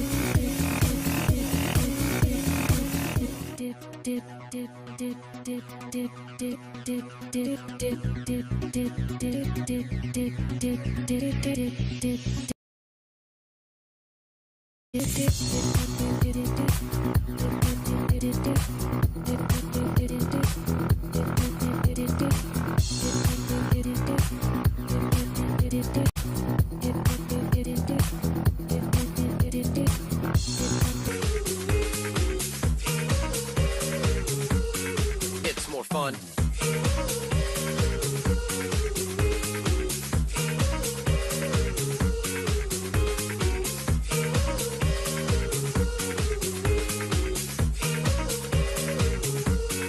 Philippine Island.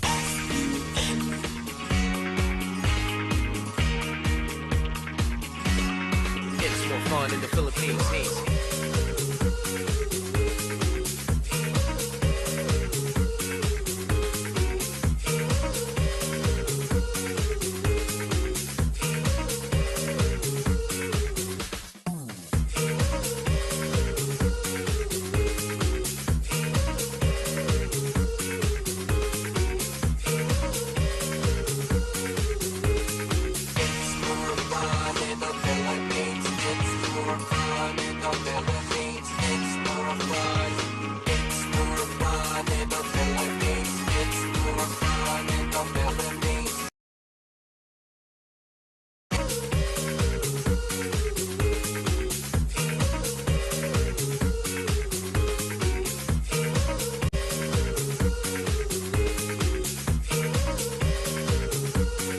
It's more fun in the Philippines.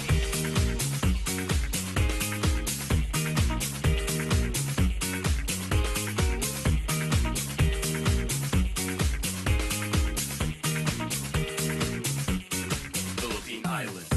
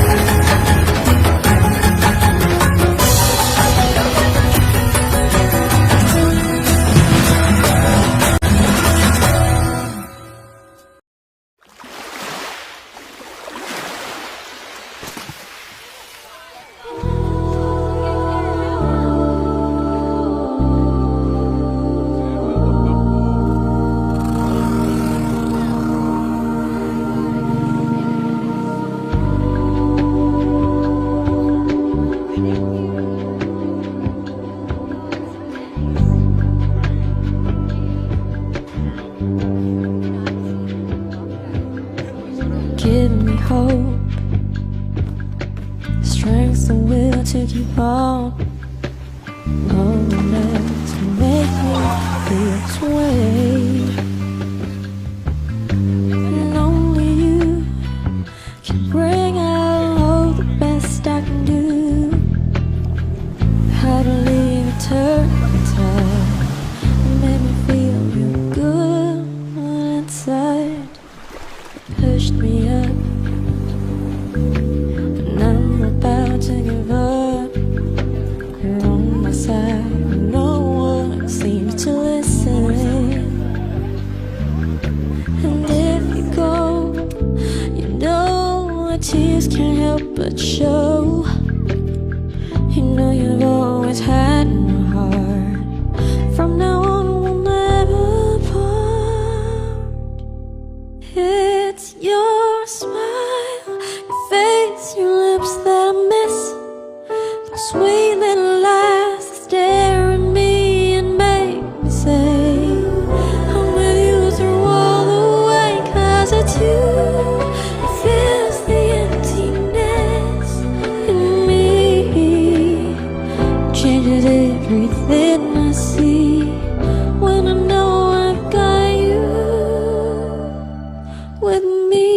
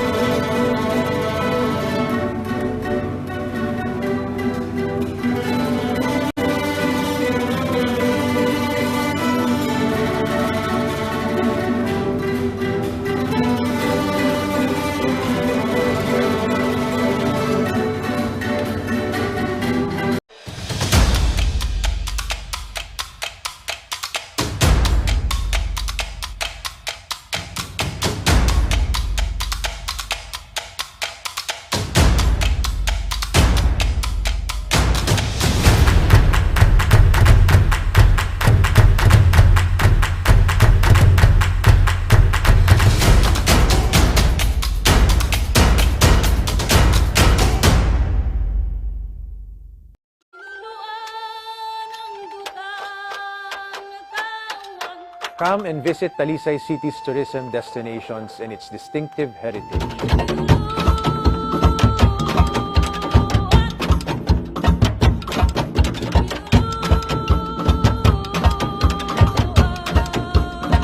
Choose Philippines. Choose Talisay City.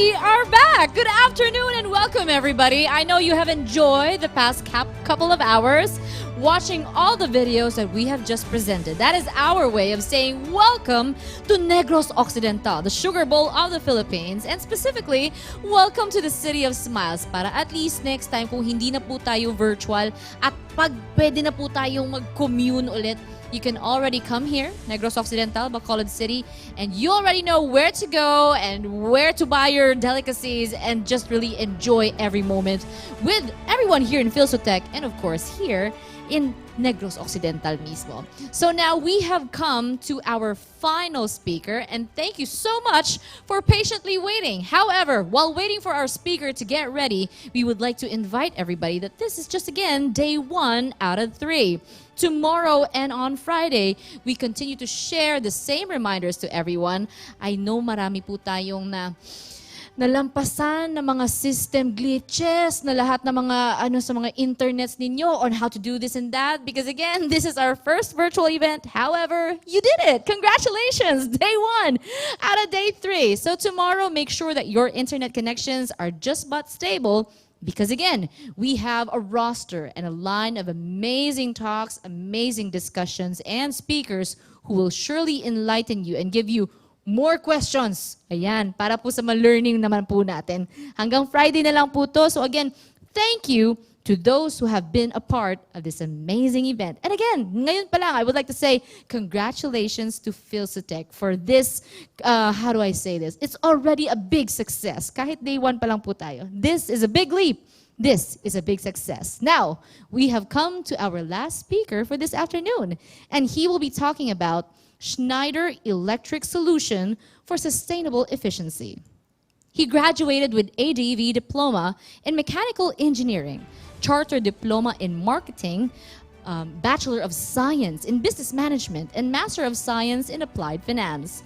He has a 30-year experience in process instrumentation control for OGP, chemical, WWW, F&B, and commercial or infrastructure construction industries. Also, he is the Sales Enablement Director for APAC and China for Line in Business. Now, everyone, he is from the company EESI Materials and Controls. Let us all welcome Mr. David Lam.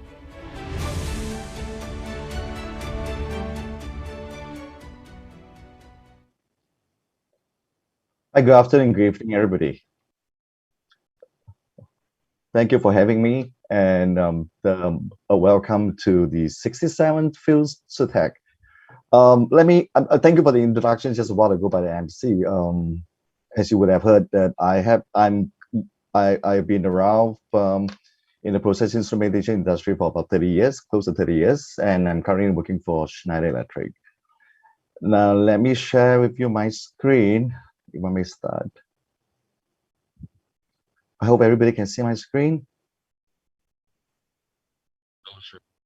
Can you see my screen?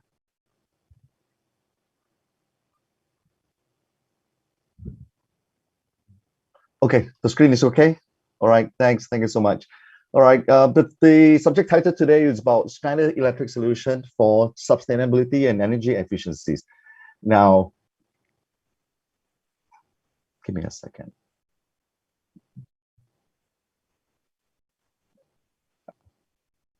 Sorry.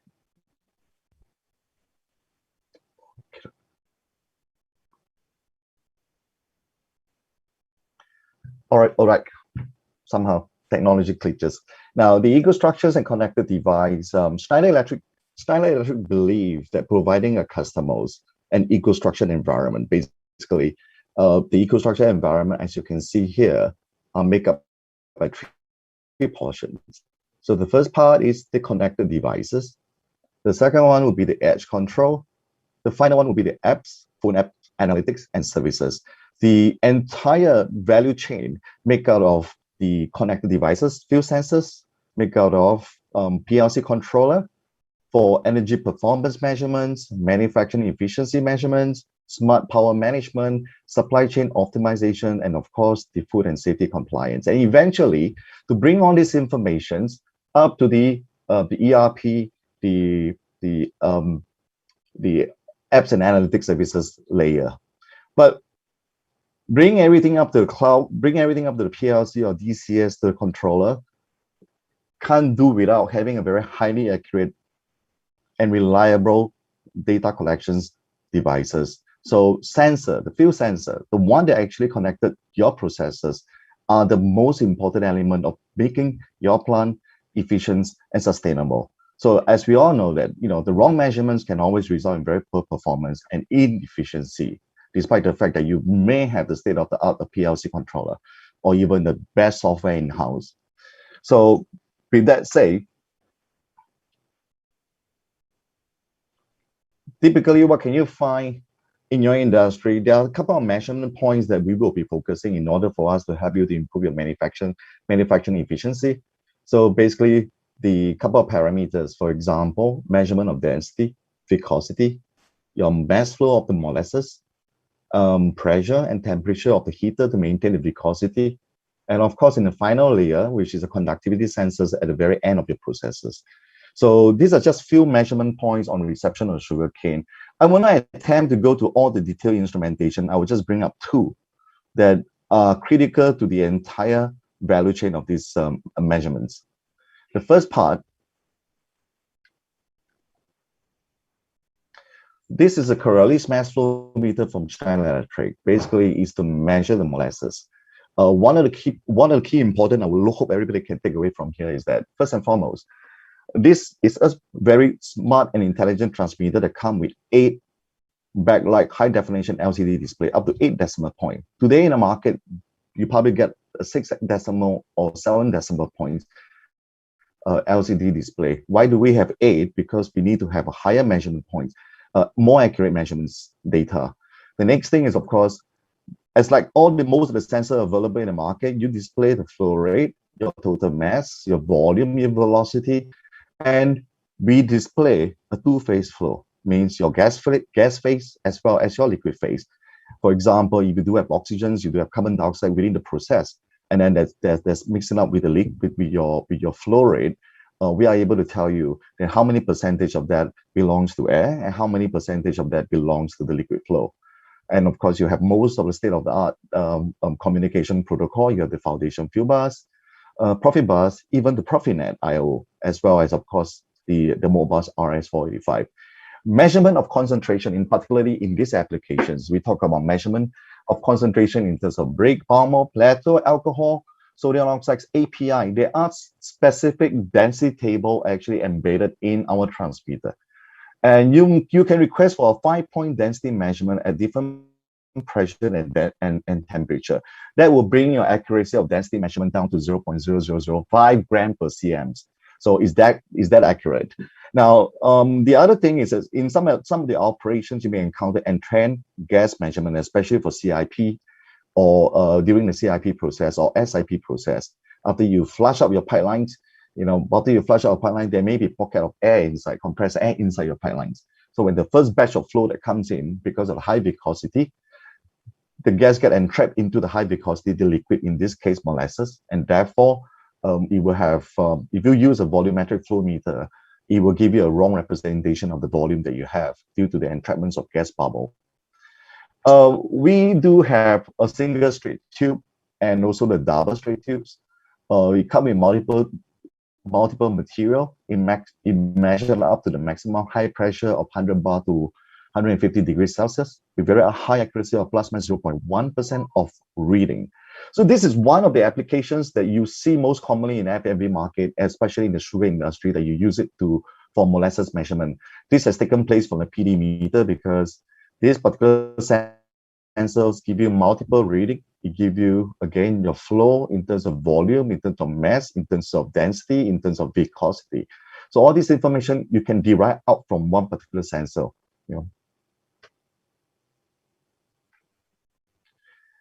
The other most common sensor that you can find in your industry is basically measurements of PA sensors. What we have here is actually a 2-wire smart PA sensors. It comes with a unique sensor service predictions as well as sensor response time calculations when you connect the transmitter to your field sensors. So one is connected. It will provide predictive measurements, maintenance advice by telling you that, okay, your sensor's lifespan may have been shortened due to a certain time. And you also actually test on your response time, whether your sensor response time is within the predefined requirements of 1 millisecond. Now, you have a real-time clock embedded.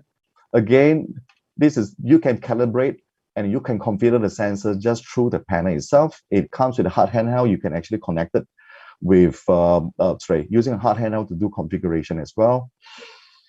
On the sensor itself, what you have here, we have two types, a one-click transmission of sensor history. Once you connect this sensor to the transmitters, all the historical data of this sensor would automatically upload it to the transmitter. And we are using digital communications. We're no longer using a 4 to 20 milliamp, simply because this will help us to overcome the inherent 4 to 20 milliamp error in terms of readout. So digital comms would also allow us to allow the sensors to provide a lot of useful information to the transmitter for diagnostic functions. And one of the most important part of the sensor body is built out of an unbreakable PEEK or borosilicate glass body. This is patented by Schneider Electric. Okay, and on top of that, all the sensors come with a 3A certified for sanitary applications, it's particularly for food, and it also comes with a biocompatibility certifications, which is suitable for F&B market in particular, or even pharmaceutical market. So these are the two sensors that I just want to talk, because most of the time in the F&B industry or in your industry, I believe that this will be the most commonly measures the devices that you'll be seeing. Now, from the field sensors, the accurate sensors that come, the accurate sensor that's sending the information up to the edge control. This is where the PLC, most of your PLC controller layers are. Down here, you will see your Wonderware PLCs or your software, where your software for HMI, and then you will have the PLC controller, and you have a power metering controller, and then you will have an in-batch controller, which is basically for you to do batching control. So most of this information, we classify this as an edge control. Now, how can we help the customer to achieve an efficient, sustainable plan? We actually have gathered all our expertise, and we have set up something what we call a structural lab. This is basically a group of F&B guru in automation industry, in particularly the segment in the F&B segments, that we have them housed in our R&D center, the Innoval, which is located in India, Bangalore. So what do they do? What do they do? This group of people, basically, they will provide automations, offering, creation for putting all the devices, all the controller, all the software product together to examine together and come out a model plan for your customer, for yourself. For example, we do have an R&D center inside this building. We have a lot of in-house F&B segment knowledge in terms of how we execute projects and how we manage the processes. There are a lot of innovative initiatives coming up from this technology center that actually we have shared with a lot of our big customer, global customer. And why do we have that set up in this country? Because undoubtedly 1.4 billion population, they need a lot of food. And naturally, they have a very big F&B market in India. And with that, it also allows us to garner our experience so that we can actually offer to our customer. As you can see, once you get into the building in Bangalore from Schneider Electric, what you are seeing, what confront you is basically a hardware facility. What you see here is basically everything concerning about how a plant should run. You have a power metering, you have a gateway sitting inside, you have our PLC controller, PAC, PAC controller. It's running on a redundant Ethernet ring. All kind of field instrumentation from Schneider Electric, from flow, from temperature to BTD sensors. For your variable speed drive, how do you run an efficient pump? You have an ATV, you have an Altiva processor. These are actually a variable speed drive, BSD. We have a machine controller, a servo motor, a pack drive, and all the devices are integrated on either a Modbus, a Profibus, ASI bus, hard or Ethernet IP in various segments. Standalone controller, CCTV camera integrations. As you can see at the bottom of this presentation, this is actually actual storage tank farm that you can see in most of the F&B industry, because we have it actually installed in our factory, in our R&D facility. On the software part, basically, we have these software rooms. So we provide a client and server architecture in the same building. So we integrate the Unity Pro, PAC, PLC programming for machine motions. Everything is running on Wonderware software. Wonderware is actually a software by Schneider Electric. It sits on Wonderware Historians. So you have all the GPL, the LFL library extended with PES. We do batching software, MES MES software, power monitoring expert software, and Optic CIP software, Euratom software, as well as third party like Force and Indatech. So basically, we have all the software required to successfully run a plant connected to the sensors that you saw in the previous slide. And through that, we actually provide solutions to the customers. When customer engage Schneider Electric, when you engage Schneider Electric and talk to Schneider Electric and say that, hey, I have intention to start off a plant. I need some advice. With your vast experience in the F&B market, can I know how you're going to run the processes? So what we will do is that we will get our segment expert to speak with you. And from here, we will share with you all the architectural, all the functional specification that we have created over the years with the various customer. And all these are proven methods, proven processes, proven methodology. And then we will share with you something what we call a TVDA file. This TVDA file is basically a technical document that will document every single steps and processes and how can you make your plant efficient. I will show you some slides regarding what about that. And after that steps, then we will go into the commercial processes, and eventually we will execute the projects on your behalf and hand over the entire project to customer. So this is the services that we offer to all our F&B customers out there. And so at the end of the day, a life is on with Schneider Electric Food and Beverage Solutions. So what we do is that from farm to fork, from your farming all the way to the food on the table, we will help you to improve sustainability, efficiency, and traceability for your operations. A couple of areas we will focus, in particularly, how can we help you to improve your operations by reducing your energy waste, your energy bill by 30%? How do we do that? How can we help you to save more money?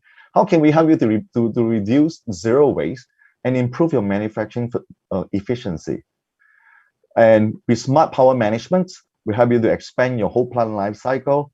We allow you to optimize your supply chain so that you have more visibility into your value chain, and then to increase your end-to-end throughput and reduce your logistic costs. And what the final piece, most important thing, we help you to manage your food safety compliance so that you can preserve your brand equity as well as your shareholder value.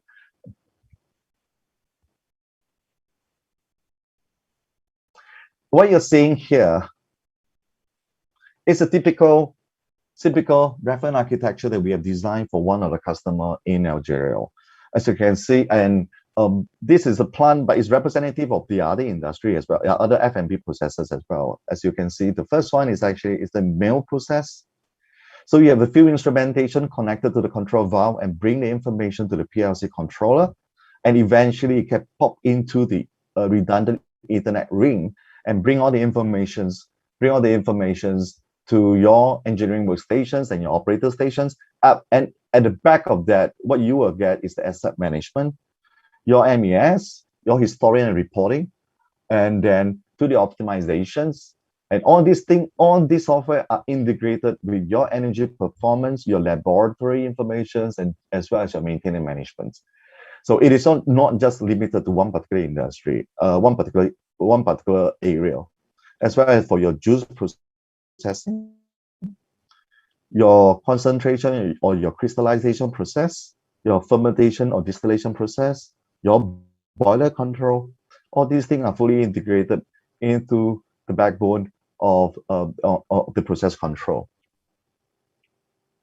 But if you, other customer, would think that, no, dear Mr. Schneider, I do already have my plant running, but I just feel that in particular area, I want more improvement to be seen. And how can you help me with your experience? Yes, we can do that. For example, you may want to consider that you want to have install new CCTV or camera and connect all these things to the internet, and how we can bring this information to your process control area. And then alternatively, you may looking at, can I have a new device integration with the DMR on M580? I have new devices. I want the devices to be popped into a M580 PLC controller from Schneider Electric. Or perhaps you feel that maybe I want to try out using digital communications. My current plant is running on 4 to 20 milliamp wired. I want certain portion to be digitized. I want my instrumentation to be running on Profibus PA perhaps, or maybe running on hard foundation field bus. Or alternatively, you may thinking about how can I improve my double machinery control in my plant structures. We have every single, we have the proven TVDA. I will explain to you what the TVDA stands for every single processes in your plant that we can help you out. These are some of the examples how we actually have supported our customer and helped them to improve their processes and make their plant more sustainable and energy efficient. TVDA stands for Tested, Validated, Documented Architectures provided by Schneider Electric. These are actually a consolidations of a lot of experience that Schneider Electric has garnered over the years by helping our customer.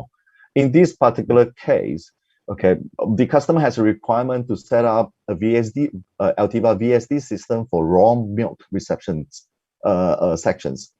They want the information to be fully automated. They want to see the anti-flow algorithms for cavitation process, cavitation protection, sorry, and also to protect the inlet pressure. So we actually install the Altiva and monitor the performance and then provide a reporting. The advantage of this is to improve the performance and sustainability for the plant. It reduces damages to the reception pump due to the cavitations. And it optimizes the energy consumptions. At the same time, it ensures a higher availability and less maintenance required by the customer. So this is one example of how we can help the customer to improve on certain processes. Now, the next one is another example. This is about your production line performance for F&B. So the guidelines actually, we supported the customer by helping them to set up the guidelines to set up how to monitor the light performance system for a F&B production line. So it is demonstrated work order execution for the production line, completely integrating with the runtime production environment. So through software monitoring, we actually help the customer to drill down and zoom in the root cause of the problem, why they were not being as efficient as they would like to be due to a certain glitches in the entire assembly line. Another example is actually on the energy monitoring. So the customer wanted this particular example is that we actually help the customer to improve the energy efficiency. So we actually provided this TVDA guideline documents to the customer and to help them to do a complete analysis, looking at the data historically, identify the KPI for example, the heating energy per volume pressurized, the cooling energy consumptions, as well as the electrical energy per volume for the cream separation process. In every single process, we measure the energy requirements, and from there, we help them to analyze the energy wastage and how can they improve the performance over a period of time. So, and also we help them to analyze the water consumptions and also the wastewater generations, as well as the chemical monitoring. So through software monitoring, using what we call a power monitoring expert software provided by Schneider Electric.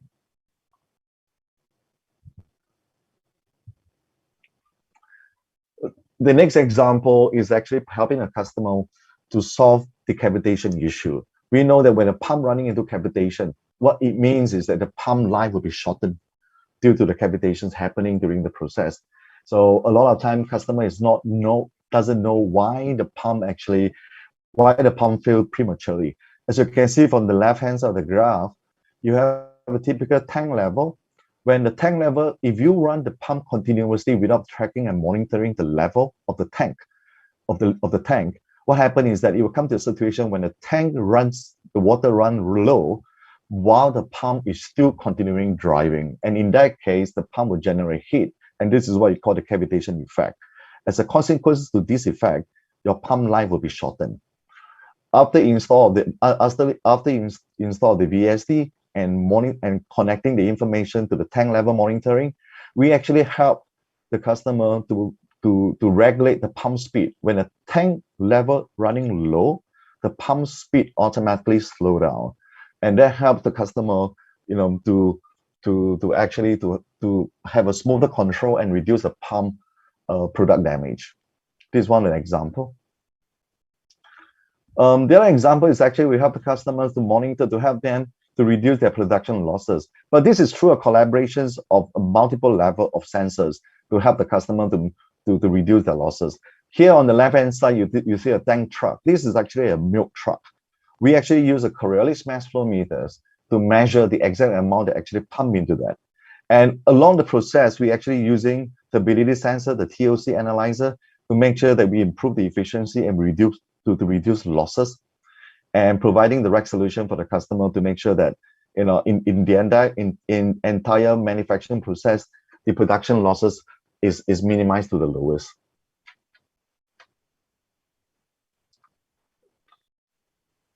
This is another TVDA, a proven tested method that we actually work with on a customer.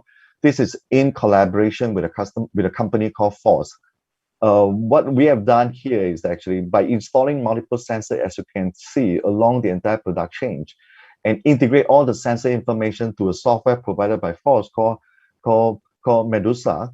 So this Medusa is allowing the customer to monitor the product quality as well as to track the entire product throughout the entire supply chain.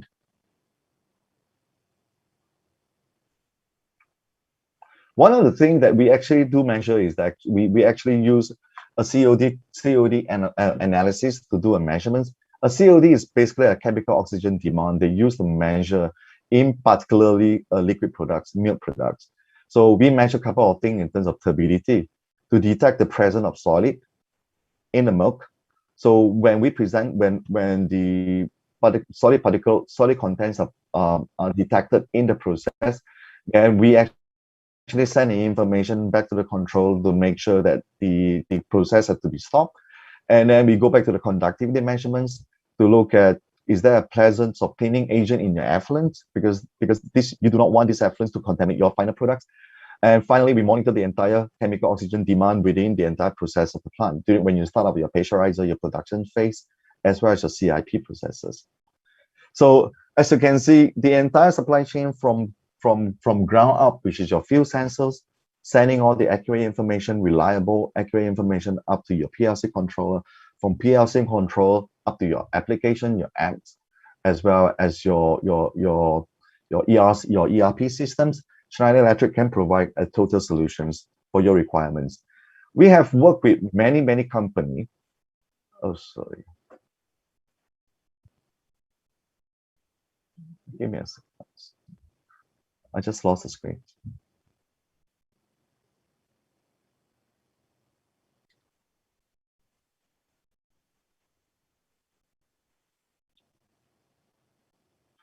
Sorry, as I mentioned, we have worked with many international companies in both globally as well as in Philippines. For example, Nestle is one of our big customers as well. And in Semico, we provided some of the instruments, like for example, sensors as well as power units, power monitoring units. So if you do come across some requirements that you think you may need somebody to talk to, somebody to consult, to provide our expertise, feel free to reach out to us, reach out to Schneider Electric. Okay. With that, this will come to the last piece of my presentations. And before you go, I was told that, yeah, right. So there's a lucky. Is there a lucky draw? No, this is lucky draw. Actually, you will still stand a chance to win a US $20 Lazada voucher. So all you need to do here is just have to scan the QR code, and then our marketing guys will actually pick a winner and then send the Lazada voucher to you. What you will get out from this, the QR code, is that this will bring you to a website, totally bugs free, not to worry, and then you can download a piece of catalog from Schneider Electric, and this will allow you to better understand what we can offer and how we can help you to improve your plant efficiencies. I will leave this on for a while. Yeah, I hope everybody has captured that.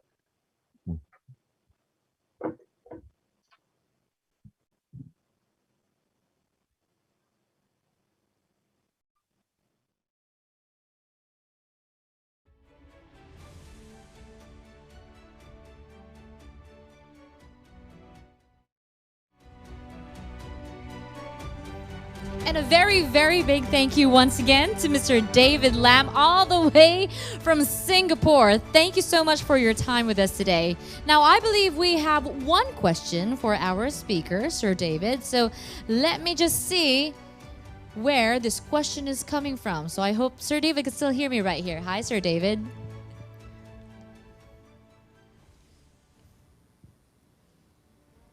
All right.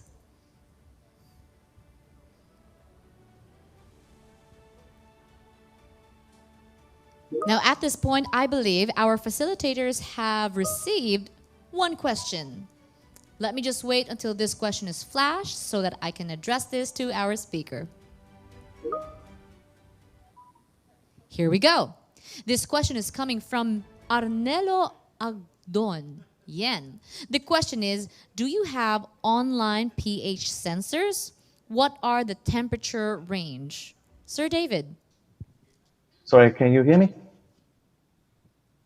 All right, let me repeat the question one more time for our speaker to hear. Can we flash the question, please? Here we go. Do you have online pH sensors? What are the temperature range? Sir David. Yes, we do have the online temperature sensors.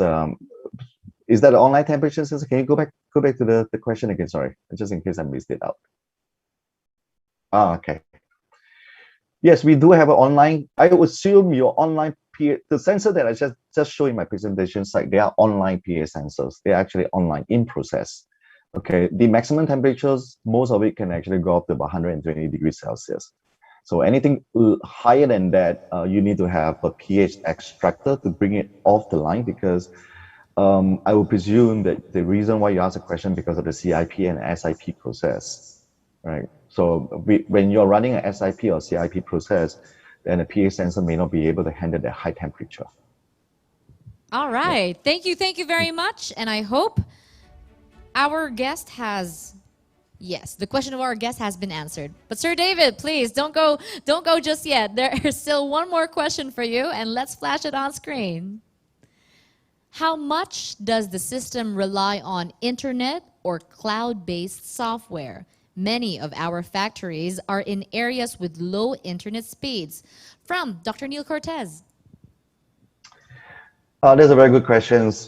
How much that the system, based on what, if you're referring to the one I just showed a while ago, it really depends on the internet access, okay? Because without the internet access, there's no way, it becomes increasingly challenging for us to upload the data information to the cloud. That is actually sitting, they're depending on the internet. So if the internet connectivity is not that ideal, then to upload the information from the system to the cloud can be a big challenge. But of course, we do understand that with the 5G that's coming up pretty soon, and I think in no time, Philippines will be implementing 5G as well. With 5G is becoming more and more common, and then of course 4G will become more and more popular. More and more rural area will be connected with 4G connectivities. The time will come that internet connectivity is no longer an issue for us. Yeah. Very well said. 5G is actually an ongoing thing right now here in the Philippines. Thank you for that question, and thank you, Sir David. But again, there's one more. The questions are going on and going on. So this question right here, let's flash it. I love the optimism. All right, still from Dr. Neil Cortez, what are the security infrastructure requirements, hardware or software, considering the rise in ransomware attacks?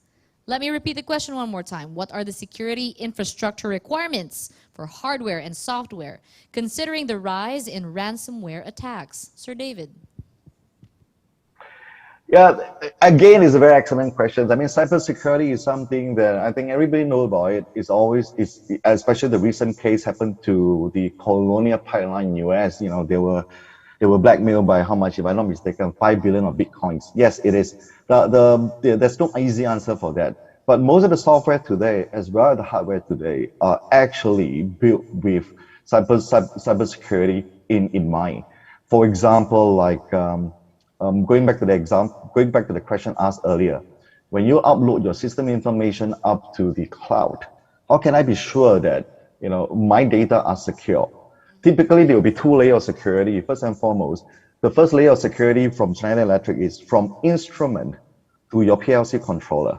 To us, there has to be one security level. So there will be what we have to say that we call that a handshake a handshake authentications. So there are certain cybersecurity requirements before a device can upload the information to the PLC. Then the next layer is from PLC, how you can transmit the information out to your cloud. So there'll be another layer of requirements. So first and foremost, encryption is undoubtedly a must. You must have encryption. Secondly, because if you're transmitting by wireless, you need to make sure that you have a wireless, you have to be running on frequency hopping technology so that your frequency cannot be easily traceable by people. The third one is that when you upload your information to the cloud, and most of the browser provider, the ISP provider, require your software to comply to TLS 1.3. So this is a new standard for cybersecurity, TLS 1.3, because that is the one of security. If you don't have a TLS 1.3 compliance, no information can be uploaded to the cloud because the cloud will reject the information that is coming up to them. So on both sides, a short answer is that both hardware as well as software, there are cybersecurity features in place right now. Okay. Wow, thank you very much. Even I, with no much experience and knowledge on this, understood that very, very well. Everybody is always questioning about how secure is secure when we are talking about online. But all of these answered by our speaker, Sir David Lam. Thank you so much. All right, now to all of our speakers this afternoon, for sure your insights would be of great help for the Philippines sugar industry. To all of our members who are listening to us right now, I hope you've learned so much. And now, we have come to the end of our program. But before anything else, a special thank you once more as we get to roll call all the people who made this day 1 out of 3, possible. Maraming salamat po to Dr. Neil Andrew Cortez, our president. Of course, representing the City of Smiles on behalf of our mayor is our Vice Mayor Honorable El Cid Familiaran. Also the Governor of Negros Occidental, Honorable Eugenio Jose V. Lacson. Our speakers earlier, the Secretary of the Department of Agriculture, Honorable William D. Dar. And of course, the Secretary of the Department of Tourism. Maraming salamat po to Honorable Bernadette Romulo Puya. Thank you so much. And to everybody who stayed tuned with us here on day 1. We still have 2 more days to go. So just stay right there. There will be more learnings and informative topics for you tomorrow. So don't forget to check tomorrow's schedule of activities. We also would like to thank Philsutech and its officers for making this convention happen, together with our virtual event production and management team, Leo Vision. Thank you also to our virtual event platform, Database BH. So, ladies and gentlemen, once again, I'm Danny Dingkong. Have a good evening.